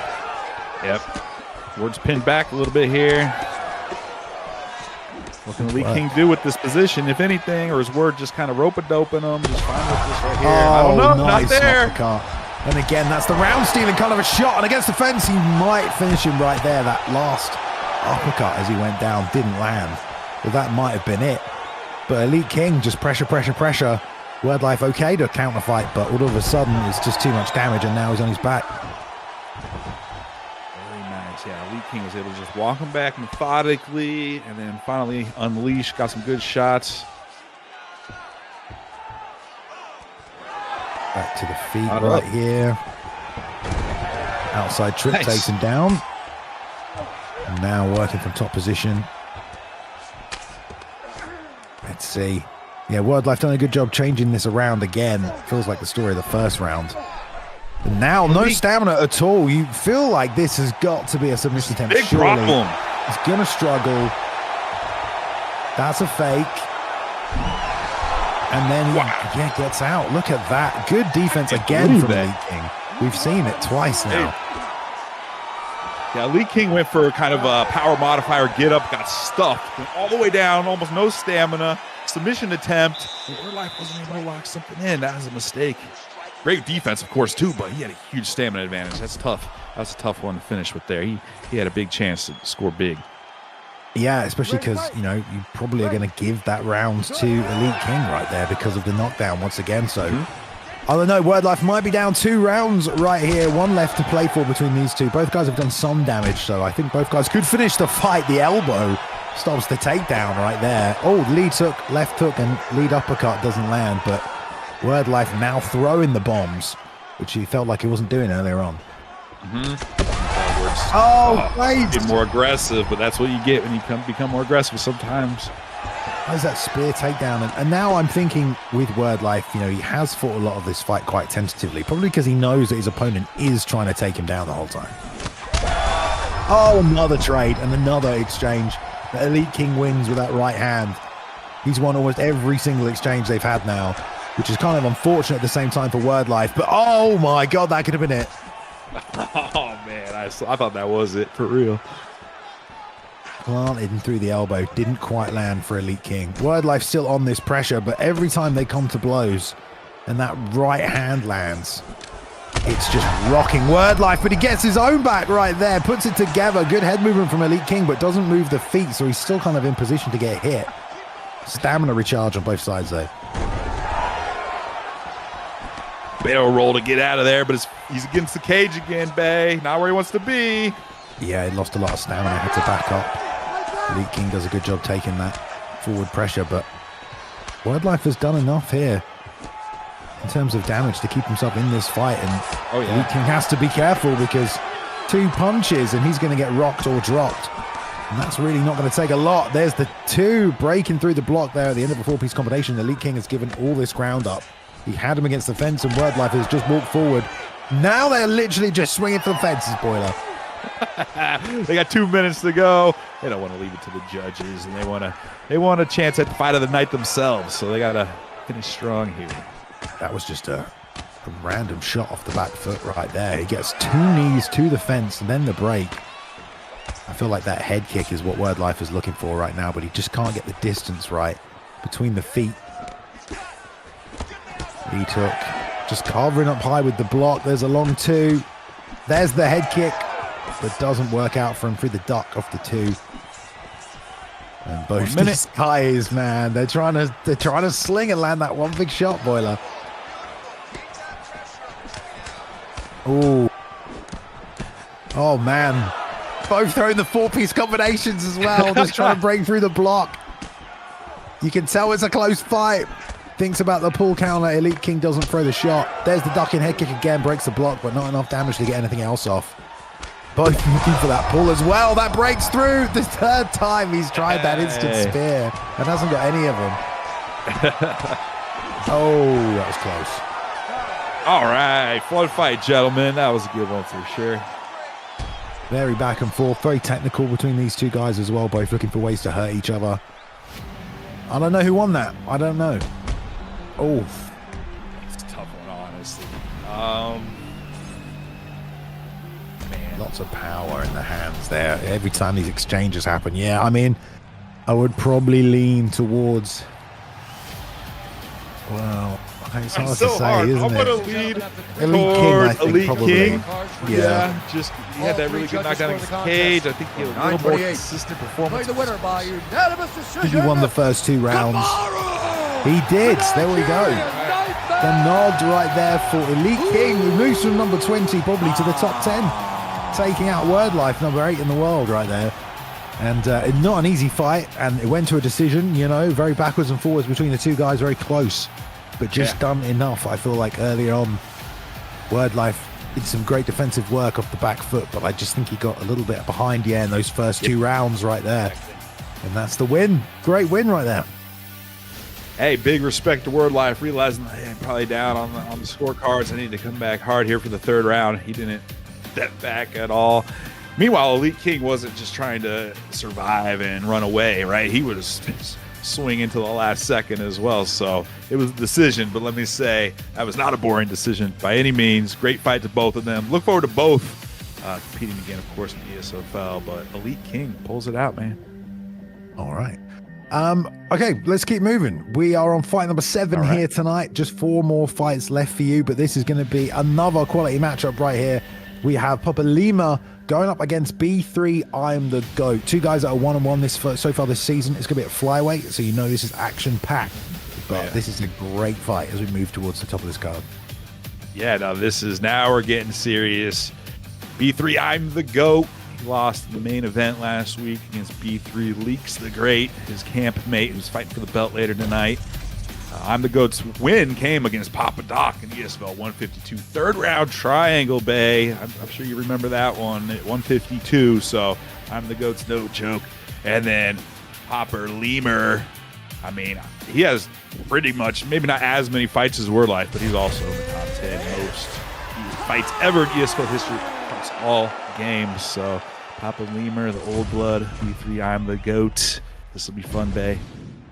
All right. It will be indeed. Here we go, ready to get things on. It's going to be fast-paced. Roy Val won this fight recently. It was a very close fight. Nice to see him getting picked up as well. But there we go. Lemus Khan there, Papa Lima on the right-hand side in the blue corner, green shorts. GOAT of MMA. Three's GOAT, we should say. With Moreno pick already on the pressure here, using a lot of that lead hand with the lead hooks, but got some elbows in there as well. Nice way to cover. Oh, man, what a sequence right there for both these guys. This is another one where you're going to have to be speaking fast, babe, but I got faith in you. Nice rear teep kick while moving backwards. Don't see that every day. Nice boxing combinations right here from GOAT off the back fence. And that's all well and good, but I do feel like you got to move your feet. You can't just stay there, even if you are kind of landed on the block. Although, you know, Lima does need a little bit more distance with the longer arms of Royval. You will notice when you're on the inside. But that being said, you know, Moreno's got some long arms as well. Yeah, kind of deceptively long arms, long reach there. I guess maybe if you're thinking as Royval, you want to kind of dive in and then jump out, have him overcommit and get that counter on GOAT, but easier said than done, of course. I think that's a good strategy. GOAT doing real well with the high guard and the boxing combinations in close. Liked how he paused there, slipped off, and then restarted the combination. Lots of head health already done to Lima here. Papa Lima doing a good job spinning after these kicks, but he's not landed one yet, and he's got a good lead hook, which Lima has always been known for, but he's kind of leaning off nicely, and then coming back with a lead hook. Got caught that time, though. Let's see if Lima works his leg kicks a little bit more. He's been known as one of the best leg kickers out there, but it's kind of hard to do that when GOAT's coming at you. Just smacking him in the face. Some pressure from GOAT right there. He did a good job putting some hands on Lemus Khan, walking through. And real content to just hold here and cover and just pressure. Yeah, Lemus Khan going for the kicks now, but he's going inside, which is going to be hard to land in this kind of a situation. I feel like he needs to switch and kick the outside if he wants to stop this forward momentum. Oh, there's a nice front kick, though. Jab to the body, jab high. There's the right hook behind it. Right hook into the lead straight this time. But the pressure double jab from GOAT, doing a lot of work against the block, against the head health, and pushing Lemus Khan back. There's another duck forward moving slip right hand that lands as well. It's relatively close on the damage and the block and stamina all around, but I do think GOAT's nice. Slightly ahead here. I think GOAT been a bit more active, probably has landed more significant strikes. Nice head movement from Lemus Khan. But got to throw something off this back foot. The front kicks were really working for him. He can't throw them all day, but they were working defensively once that space was created. Can try and go to the body if there's no threat of a takedown from GOAT. Oh, this time caught ducking into the lead uppercut, and the hand speed on display from GOAT, who just does not stop, throws the whole kitchen sink at him. And tons of damage at the end of the round there. Hey, that's cementing a victory in that round. Not a 10-8 in my book, but certainly 10-9. Great way to finish that round. Yeah, lots of pressure right there from B3. I'm the GOAT. Putting it on Papa Lima, who definitely can't throw those leg kicks off the back foot. That right there, he just had no block left. Just all bleed through damage after eating a bunch of shots. Slips, but no slip there. Just breaks through the block. Gets hit with the lead hook on the way down as well. Not ideal at all. Yeah, those shots on the way down, those can really be some of the most devastating you experience. Oh, right there. Right on the temple. All right, here we go into round two. You ready to fight? Ready. Good. Let's do it. Touching gloves. Good to see. Oof, immediately gets left hooked after missing the leg kick, and then a left hook there as well. And then the uppercut. Ducks that one, but it's non-stop right here from GOAT, who's obviously used Brandon a lot, knows exactly how to keep the offense going without stopping. Some good stamina management on the offensive side of things. There's the front kick. We called for it. He throws it again off the back foot and lands it. Good way to get back into the fight. Super good shot. Busting the nose of GOAT. Nice work in the clinch right there as well. Keeps trying to get clear there. If he's going to move straight backwards, he might as well do the frame, because you see how that's all just going on his block. You know, he could do the stiff arm retreat and not take any of that damage. I like to use the stiff arm retreat a fair amount. You gotta, there's a certain amount you can do before it really wastes your stamina. It can help you get that step you need, though. Yeah, especially if you're just retreating backwards in a straight line with a guy like GOAT who's just throwing at you non-stop. You know, because you can't get away from it. It's just well measured by GOAT. He's also doing like the forward moving slip attacks as well. And right here, it just melts through the block again for Lemus Khan, who had nothing left. Well done, Goat, taking advantage of that. I mean, we were just talking about it, you know, there's so much offense, and it does eventually just get through the block. Lemmiskama's planting the feet and moving the head, but that's only going to work for so long. Same knockdown as before, just break through the block and gets him on the ground, and it's a good win from Goat, finding a way to beat Papa Lima right there. Talk about a buzzsaw, man, just coming from every angle, cutting you up. Good work, man. Respect, though, to good old Papa Lima. He really was setting some good traps. That front kick to the face, like, almost got a flash knockout. It didn't, but it was precise, perfect counter.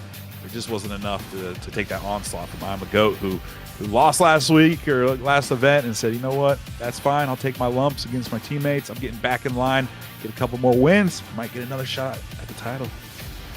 Yeah, it's a shame, but you know, these are the way these fights go. It was really well game planned there from Goat, who just fought with how people like to fight with Brandon Moreno. You just get tons of recovery, tons of chin.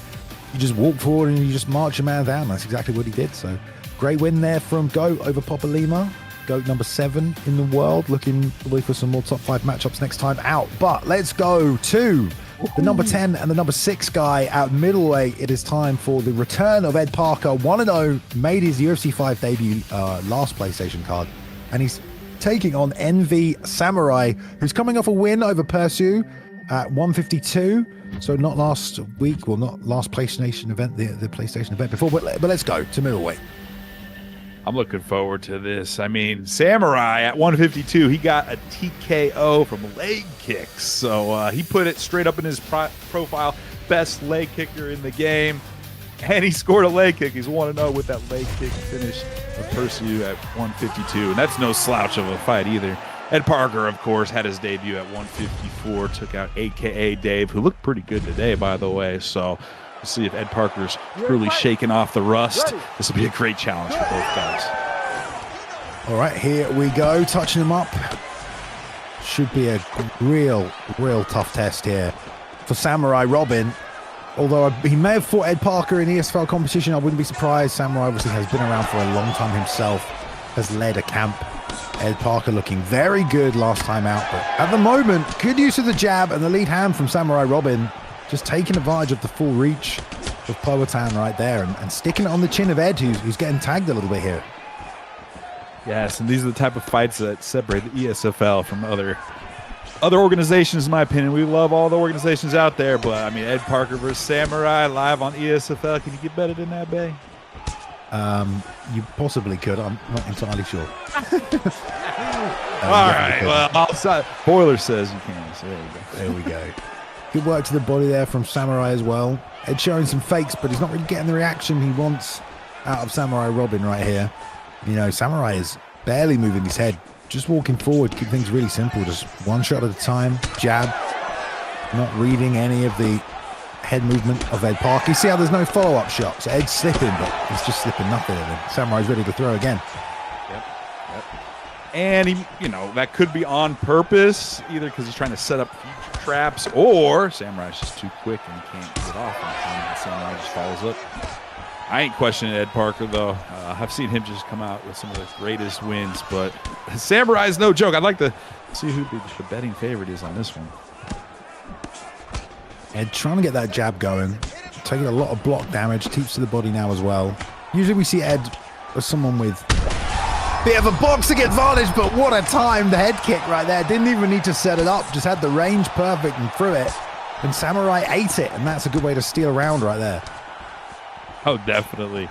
Still got a little bit left in this round, but Ed seems to do that. Sometimes he starts a little slow, but just these big shots. I mean, he got a flash knockout, one of the few of the season in his last fight, and he actually started a little slow there, but once he catches you with one or two big shots, it can change everything. Trying to keep his man against the fence now. Is Ed, nice roll under the lead hook and gets the 2. Lovely straight and a nice combination behind it. And all these teep kicks to the body as well. This is vintage Ed Parker. Really making good use of him in this fight. He is. He's still got a minute to go. He's getting some damage on the offensive. Stamina's starting to become a problem for Samurai, potentially from the body work too. Braiding now with Samurai, but also trying to time him. Ed's getting to jab first, which kind of in a game like this, if you can jab first and set the distance, feels like you have an advantage in these exchanges.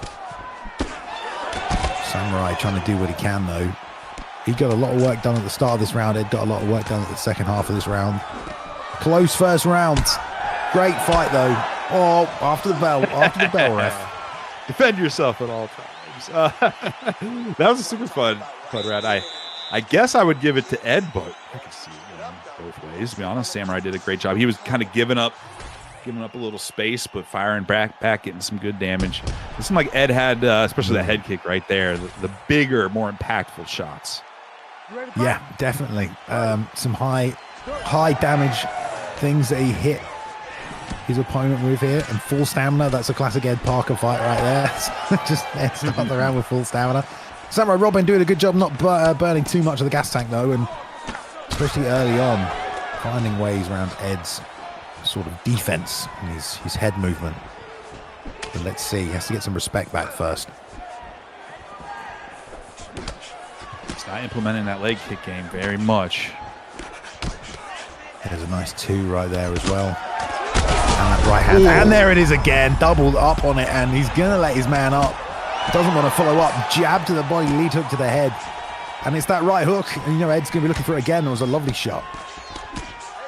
Ed smells blood, but he's got so much experience that he's not rushing in. He's not going to get duck counter, knocked out by any stuff like that. He's like, all right, I'll keep picking apart, step back, keep working this stamina advantage.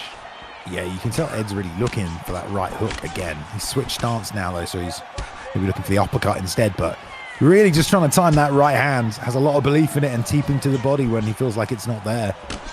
So Samurai gives it to him, and now the left hook instead. Great timing by Ed Parker, who's going to get ducked.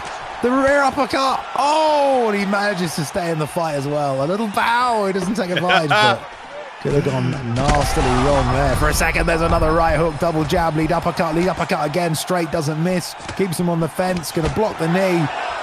And just about surviving right now is Samurai Robin. Is Ed just trying to close this fight out? There's another left hand. Well timed by Ed Parker, who's looking so good right now. Full mount. Can he get the finish? Boy, I know. He wants it back on the Stands up. Oh, I love it.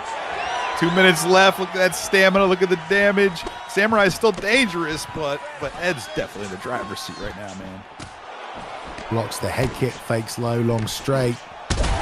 Full counter, lead uppercut lands right there, and another one. It's going to send him to the canvas. Up kick keeps him in the fight, but Samurai Robin still very dangerous and finding a nice lead uppercut right there to upset things and kind of balance things out yet again. Ooh. This is a super close fight right now. Feels like either guy could get knocked out. Samurai's still throwing these knees off the back foot, and you got to respect them. Ed, I think, looking for that hook again. Eats that lead uppercut, which Samurai has found as a real weapon now in this fight. Yeah, from a damage perspective, they're relatively even. Obviously, the stamina is in Ed's favor. Ed's nose is very, very busted right now. So much damage landed. I think that lead uppercut has done all of that. That was a quick wheel kick. Stays in it. Rear uppercut. After level change for Samurai Robin. And now Ed again with the ground and pound. Great slip. And they will go to a third round. Samurai survives, but man, he took a lot of damage. Still, he fought back, got some good licks in there. Ed still has to be a little cautious. All it takes is one knockdown into a ground and pound finish. But otherwise, he's doing work right here. I think this is Ed's to lose. Big uppercut right there. He read the head movement there, as you know, saw that he'd level changed and timed the uppercut really well. So good eyes from Ed Parker as always. Samurai Robin refusing to go away though, and showing that he's still dangerous. All right. Lots of stamina advantage, but there's only one round left. We'll see if it plays into it. Lead hook body, lead hook to the body again at the end of it. And great job by Ed there, completely capitalizing on the missed flying knee from Samurai Robin, who's still trying to fire that lead uppercut though. That thing is dangerous.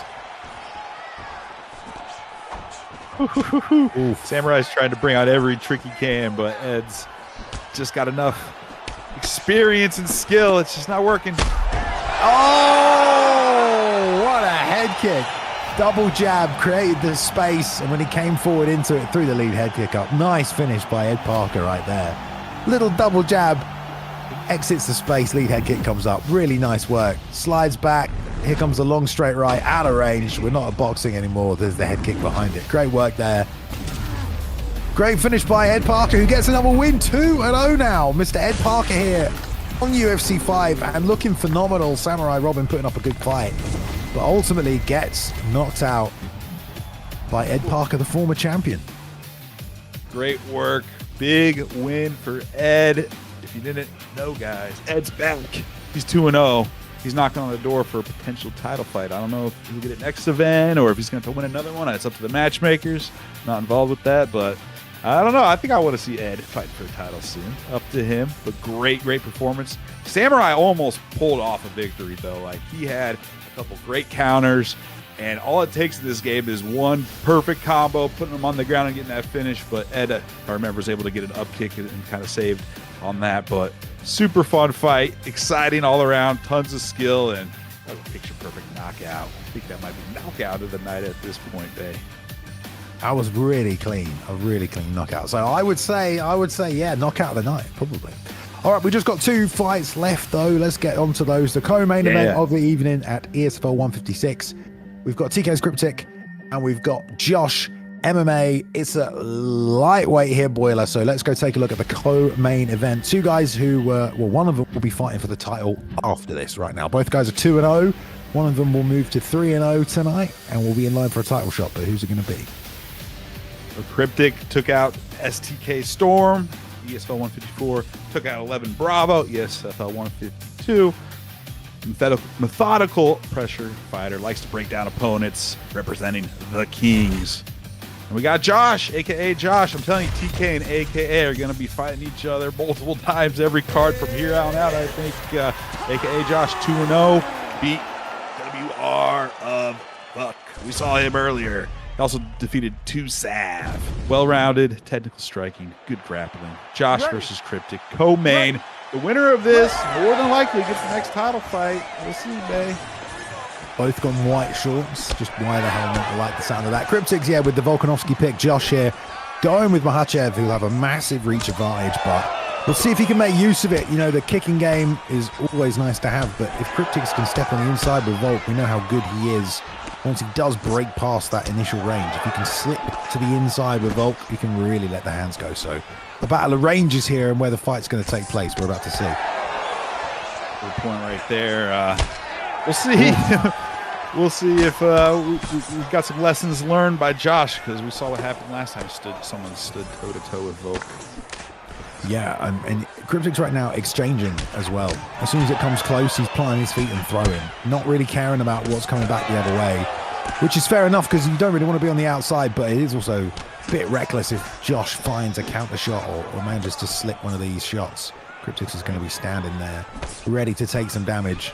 So far, doing a good job, though, getting on the inside of the kicks. And a double leg. Yeah. Lovely job right there. And into side saddle, that is disgustingly good. Josh going to level some elbows down here as well, and he's going to deny that. Oh, this is bad. This is bad. More than half a round to go here, Bay. You do not want to be inside saddle with Makhachev on top. Even just to take the damage on your block. Another deny. Let's see if Josh is going to attack more. No, he's going for the arm triangle right here. Look at this. And this is struggle. Strong area to get one, too, I think. Denies that.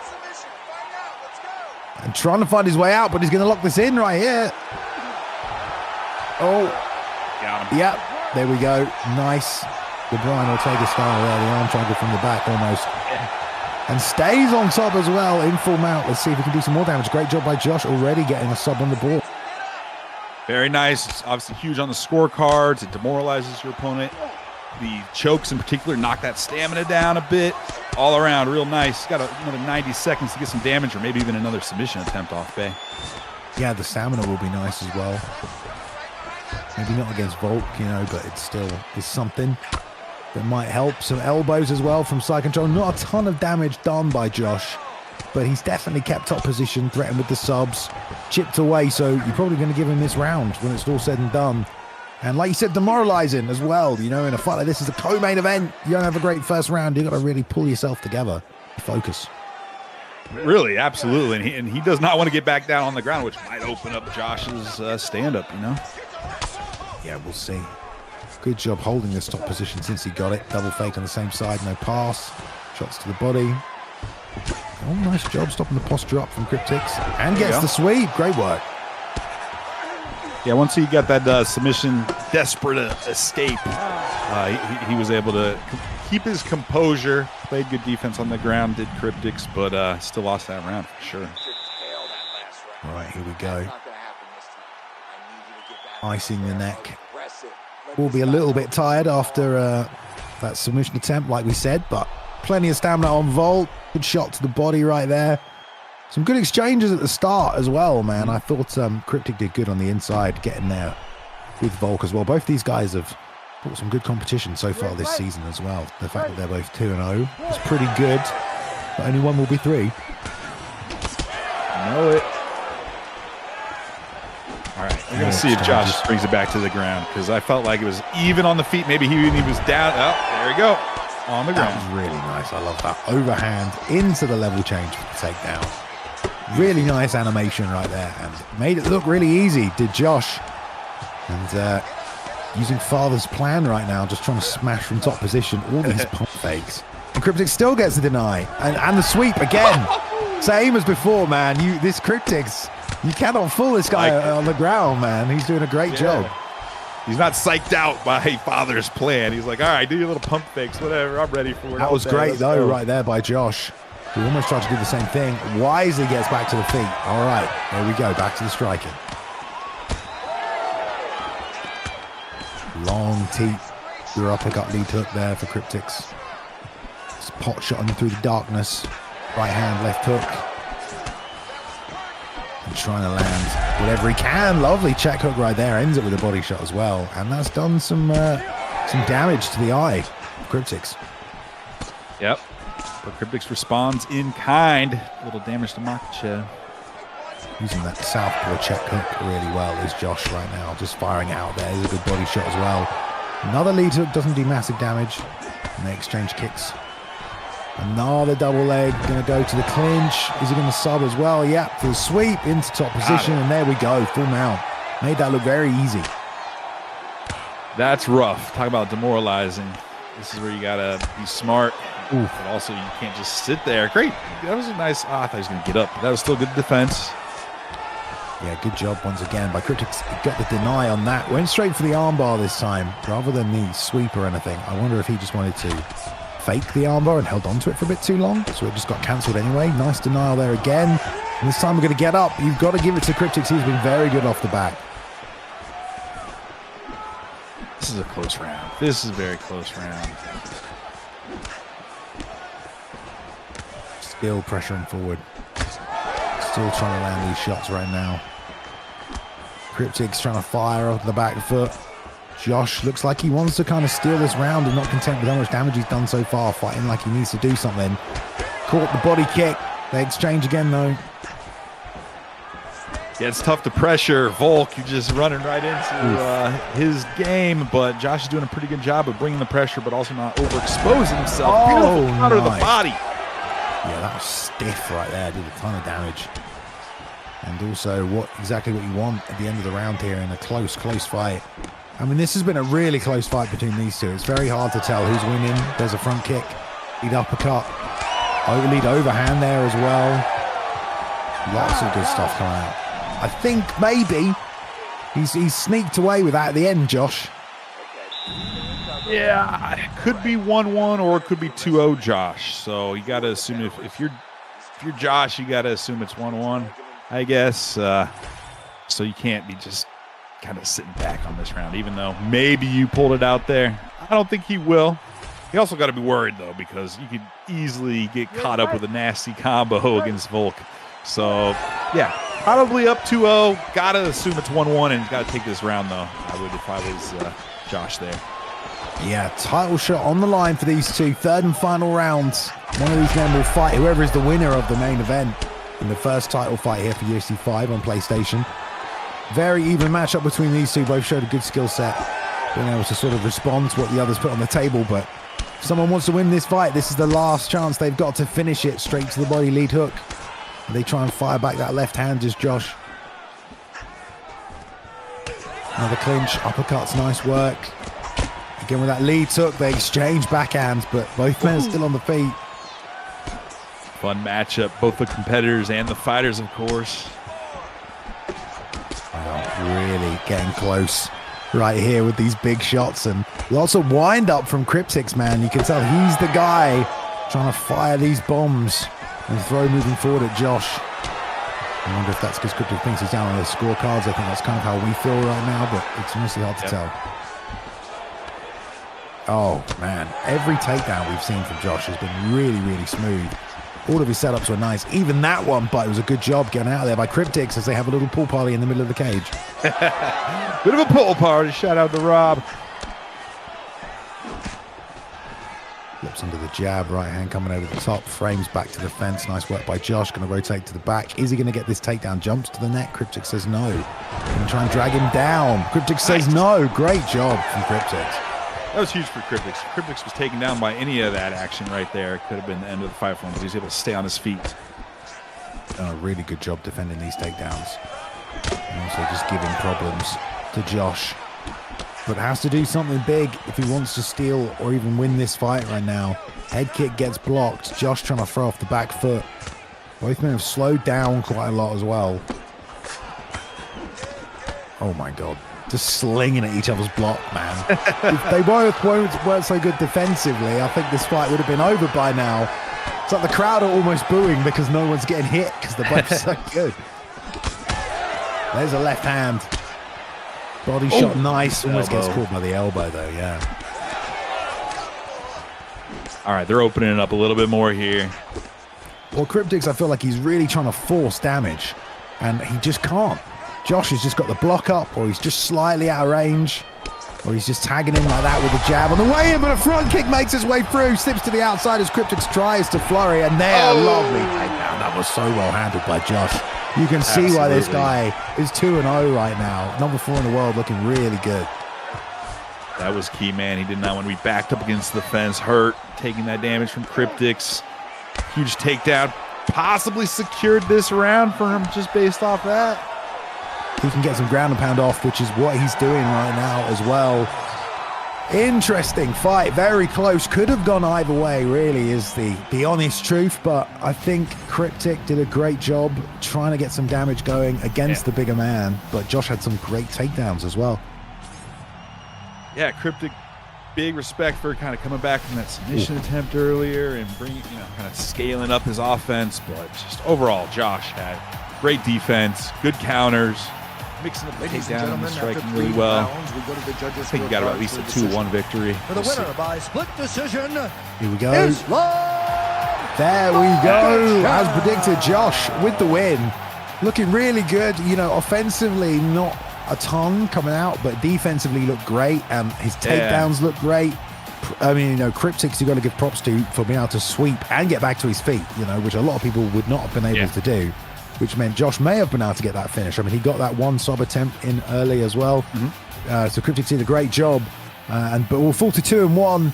And Josh MMA moves to 3-0 so far this season. About to unlock himself a Yule Log t-shirt as well. Look at that. You're going to love that. But there we go. Well done, Josh. AKA's Josh beats the number 3 guy in the world as the number 4 guy. So officially number 1 contender, ready to fight for the title, which is about to go down in our main event, Boiler. Oh, man, I can't wait for that title fight. It's coming right up. This fight was just, it was close. We saw a great stand-up. We saw a great takedown. We saw good offense, good countering, good defense, like all around. It was just like, I don't know. I feel like to the untrained eye, they'd be like, that was kind of like a ordinary fight. But in my opinion, there was just so much back and forth, adjustments, and subtle little movements and changes that's what separates these guys from your average guy that, in the ESFL or unranked, of course. Yeah, I think you said it right there. And we have a contender in Josh who can do a lot of stuff. Seems to be able to adapt to wherever the fight is going. But he's going to find out who he's going to fight as we try and crown our champion here on PlayStation for the first time in UFC 5. There is an official ESFL title belt that will be given away to the champions at the end of the season. You can check our social media for the videos we posted them. They look good.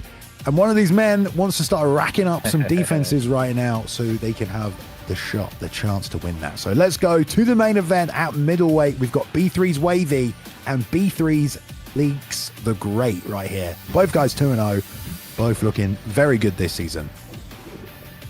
Hey, man, it's tough to match up two campmates like this, and we've had B3 having to fight each other a lot. That's just how dominant of the camp they are. May the best man win. B3 Wavvy 2-0 beat Ungodly, who we just saw. Also beat Word Life, so no joke. He deserves this title shot. Leax, of course, beat Leon and then beat B3 I'm the GOAT. Won earlier tonight. A lot of fun. We're looking forward to this. I know that, Bay. Here we go. The first title fight of PlayStation 5 for UFC 5. And who can get that leg up trying to win the real-life belt shipped to their home after Season 1. This is the first step, Bay. Belt is on the line here between these two men, both from the same camp, but already coming out very, very explosive. Some stamina loss already from Leax. Wavvy's done a good job. He landed a nice rear uppercut to the body and has already been tagging him with some body shots, but good job right there by Leax returning. Wants to keep that stamina even. This is a 5-round fight as well, so stamina is going to be important. Expect both guys to target the bread basket a little bit more, perhaps. Good right hand right there, though, off the break. I like that. They've obviously, with a couple patches, they've tuned stamina, tuned body damage a little bit. I'm not saying it's perfect, but I do feel like it's in a better spot than at launch for sure. I think you're right about that right here. Both guys kind of hanging around in the center right now. High guard from Wavvy, who's hiding behind it. Trying to do the back step, slide out, get some leg kicks in, but finds another rear uppercut to the body right there, which is nice. We know how much long-term damage that does to the stamina, but I like that the body shots are coming back on the other side as well, as both guys really trying to chip away the gas tank early. Yeah, I love it. It's a 5-rounder, obviously, championship 5 rounds, so we'll see if that changes their calculus at all. Great job right there as well between the two of them. They both just tried to counter each other and ended up defending against all of the offense right there on both sides. Leax staying in the pocket a little bit, and the hands go. Wants to become a champion, of course, I'm sure as well. 1-2, or 2-1-2 right there as well. That was nice, good hand speed from Leax. Body attack still coming out from Wavvy, but Leax starting to make the read now, getting their guard low and blocking some of these. He is. You got to wonder how many times these guys have sparred one another. Hundreds of matches, probably. Something like that. Leax looking for that rear hook off the back foot as well. So dangerous. As B3 sneaking his way forward and closer. The body work, though. This is really good work right now off the back foot. It feels like, you know, playing this back foot game is not always a great idea, but Leax doing a great job right now. Landing some counter shots, however, starting to lose some of the block as Wavvy's landing. Both on a razor's edge, it seems like. Oh, nice good work. damage there by Pereira. Wavvy's on the advantage here. Definitely, really good damage. We see that spinning elbow. You love to see that. Starts to break through that block. And now Leax is the one pushing forward, sensing a change in momentum, perhaps wants to come forward and do some damage before the end of the round. Both guys have done a fair amount of stamina damage, considering this is just one round. They will recover a little bit going forward, though. We'll see how that keeps playing into the fight. There was a nice time knee, and there's a right hook right there that drops Leax after all that great defensive work. One big shot drops him. He takes some damage on the back foot, and Wavvy is going to be happy with that at the end of the first round. Yeah, that could win them the round right there alone. And he did some good damage. Also, a couple shots to the body there. So all around, great 30 seconds there for Wavvy. Just as I say that, great job by Leax. Finished strong. Yeah, a little peekaboo elbow out of nowhere right there. Definitely taken some damage to that eye as well, has Leax. And it was pretty even right there. Very backwards and forwards. 71 significant strikes coming out on the part of Wavvy. That is a lot for one round with Alex Pereira like that. If you throw that every round, that's going to be a crazy output. That being said, though, stamina not too different either. No, it's not. They were poking each other in the belly a little bit, a couple uppercuts in the bread basket, but they kind of got away from it, and both guys have a great gas tank too. Yeah, both looking to wrap those hooks in as well. Find the holes. Nice, two there. Step backwards. Pull. And there's a rear uppercut. And now to the body. Big damage by Wavvy. Leax getting caught again, who seems to just want to pressure even more in response. Oh, good pivot.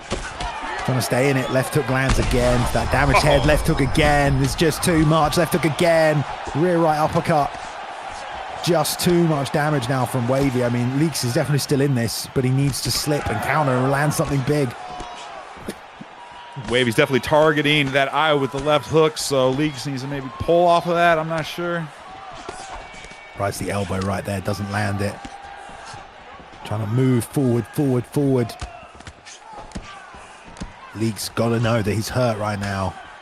We could be looking at a new champion in B3 Wavvy, but you can't count Leax out as he's trying to gunsling. That left hook, though, such a weapon, and there it is again. Yeah, the damage, man. The doctor might come in if he gets too far back there.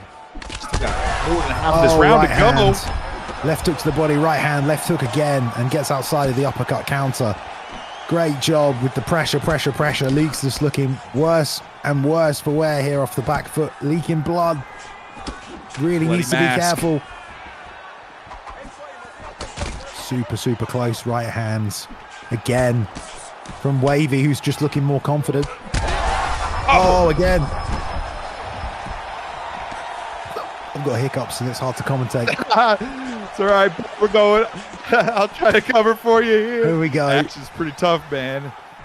Still pressuring forward, though, is Leax, regardless of how much damage he's taken. Best defense is a good offense. Maybe he wants to stay on this stamina commitment. We know Adesanya's got great recovery if he can make it to the end of the round. Not really any body work. Both these guys are so high level, you know, you got to believe they have their reasons for for the belt. Cold knockout, babe. Straight right hand off the back foot in round 2 as well. Right down the pipe.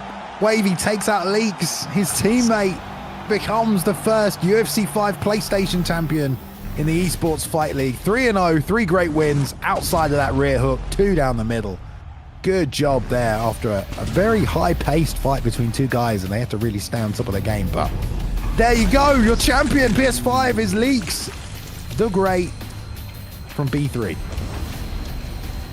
Congrats, guys. That was just a fun fight. That was Wavvy that won. Wavvy, not Leax. That was Wavvy. My bad. That's my right. bad, dude. I was like, My wait, bad. did I get that wrong? No, man. No, it's Wavvy. you're It's like, you had hiccups, man. You announced the wrong champion. It's like the You're worst champ, thing you Wavvy. can do, That's dude. No, it's Well, super fun. Wavvy is the Respect to both guys champion, there. not Leax. All right, they're from the same team. We got a little crazy right there. But there we go. Yes, Wavvy. Congratulations, a new PlayStation 5 champion here at the Esports Fight League. And you know he's going to want to defend that belt as well. Right. And that's what it all comes down to for the real belt at the end of the season. How many defenses do you got? So part of it is winning the belt, of course. But as they say, what makes a real champion? Defending the belt. So that's what we're counting on. If there's a tie of who has the most defenses on each console, we'll have them fight it out for the belt. But I mean, you can't get better than going 3-0 and starting off as the champ. Great job, Wavvy. Man, he was not put out, not worried, not intimidated by the Spotlight ESFL main event title fight. Congrats for being ESFL champ forever. We'll make sure to get you that role in the ESFL Discord soon. All right, there we go. Yeah, great card here tonight at ESFL 156. PlayStation has a champion, Xbox has a champion now. Like you said, it's about who can stack up the most title defenses and how long they can hold on to that belt. You know, we know the challenger is going to be Josh, AKA's Josh. You said AKA versus B3. We'll see it a lot. We're probably going to see it next time out on the PlayStation side of things at 158. As you know, Wavvy will look to defend that belt for the first time. I'm sure the rest of the team can get him ready for that one. But we have champions on both consoles now, guys, so you can look forward to that next weekend. UFC 299, but also Xbox will be back here on the ESFL before the UFC pay-per-view, so you can watch that first and then get onto your pay-per-view and watch the Xbox Championship take place. Boiler, thank you very much for filling in today, mate. Did you have a good time? Always a fun time, Bay. You know, we had done the Kumite back in December, 3 months ago or so, and I was like, all right, man, we already got a good practice together. I felt like it was a lot of fun. We'll, you know, best wishes out there to Boxer. We'll get him back in here soon. But I was honored to share the booth with you, Bay, and watch the championship fight. A lot of fun fights, a lot of different styles, like very successful card. Thanks to all the competitors and staff for sure. All right. Did you have a fight of the night or a knockout of the night? I know you've been keeping track. I think we had to go. Yeah, I think we said it think it was fight 2, right? Was it Yeah. Papa Doc and Rolling Thunder? I think Yeah. that's who we were going to go for, Good man. fight. We bookmarked that. Swiss. I think we're going gonna have to go was with a that. great fight as well. You know, That's true. So I maybe defer to Swiss you, and Vuk. Bay. You gotta I'd pick go one. Swiss and Vuk. That was a All great right. fight right there. And then knockout of the night. I think you're going to go Ed Parker as well, or maybe the championship knockout. That was a great knockout as well. Great finish there by Wavvy as well. But thank you very much for watching, guys. We will say goodnight to you here. Until next time, until next weekend, we'll be back 2 p.m. Central Time, 8 p.m. in the UK for more Esports Fight League. Keep playing. There's more patches and updates on the way as well, I've heard. So it's going to be a good time, guys. Thank you all from myself, the rest of the ESFL team as well. Enjoy what remains of your weekend. And we will see you next week for ESFL 157. Until then, thank you, good night, and take care.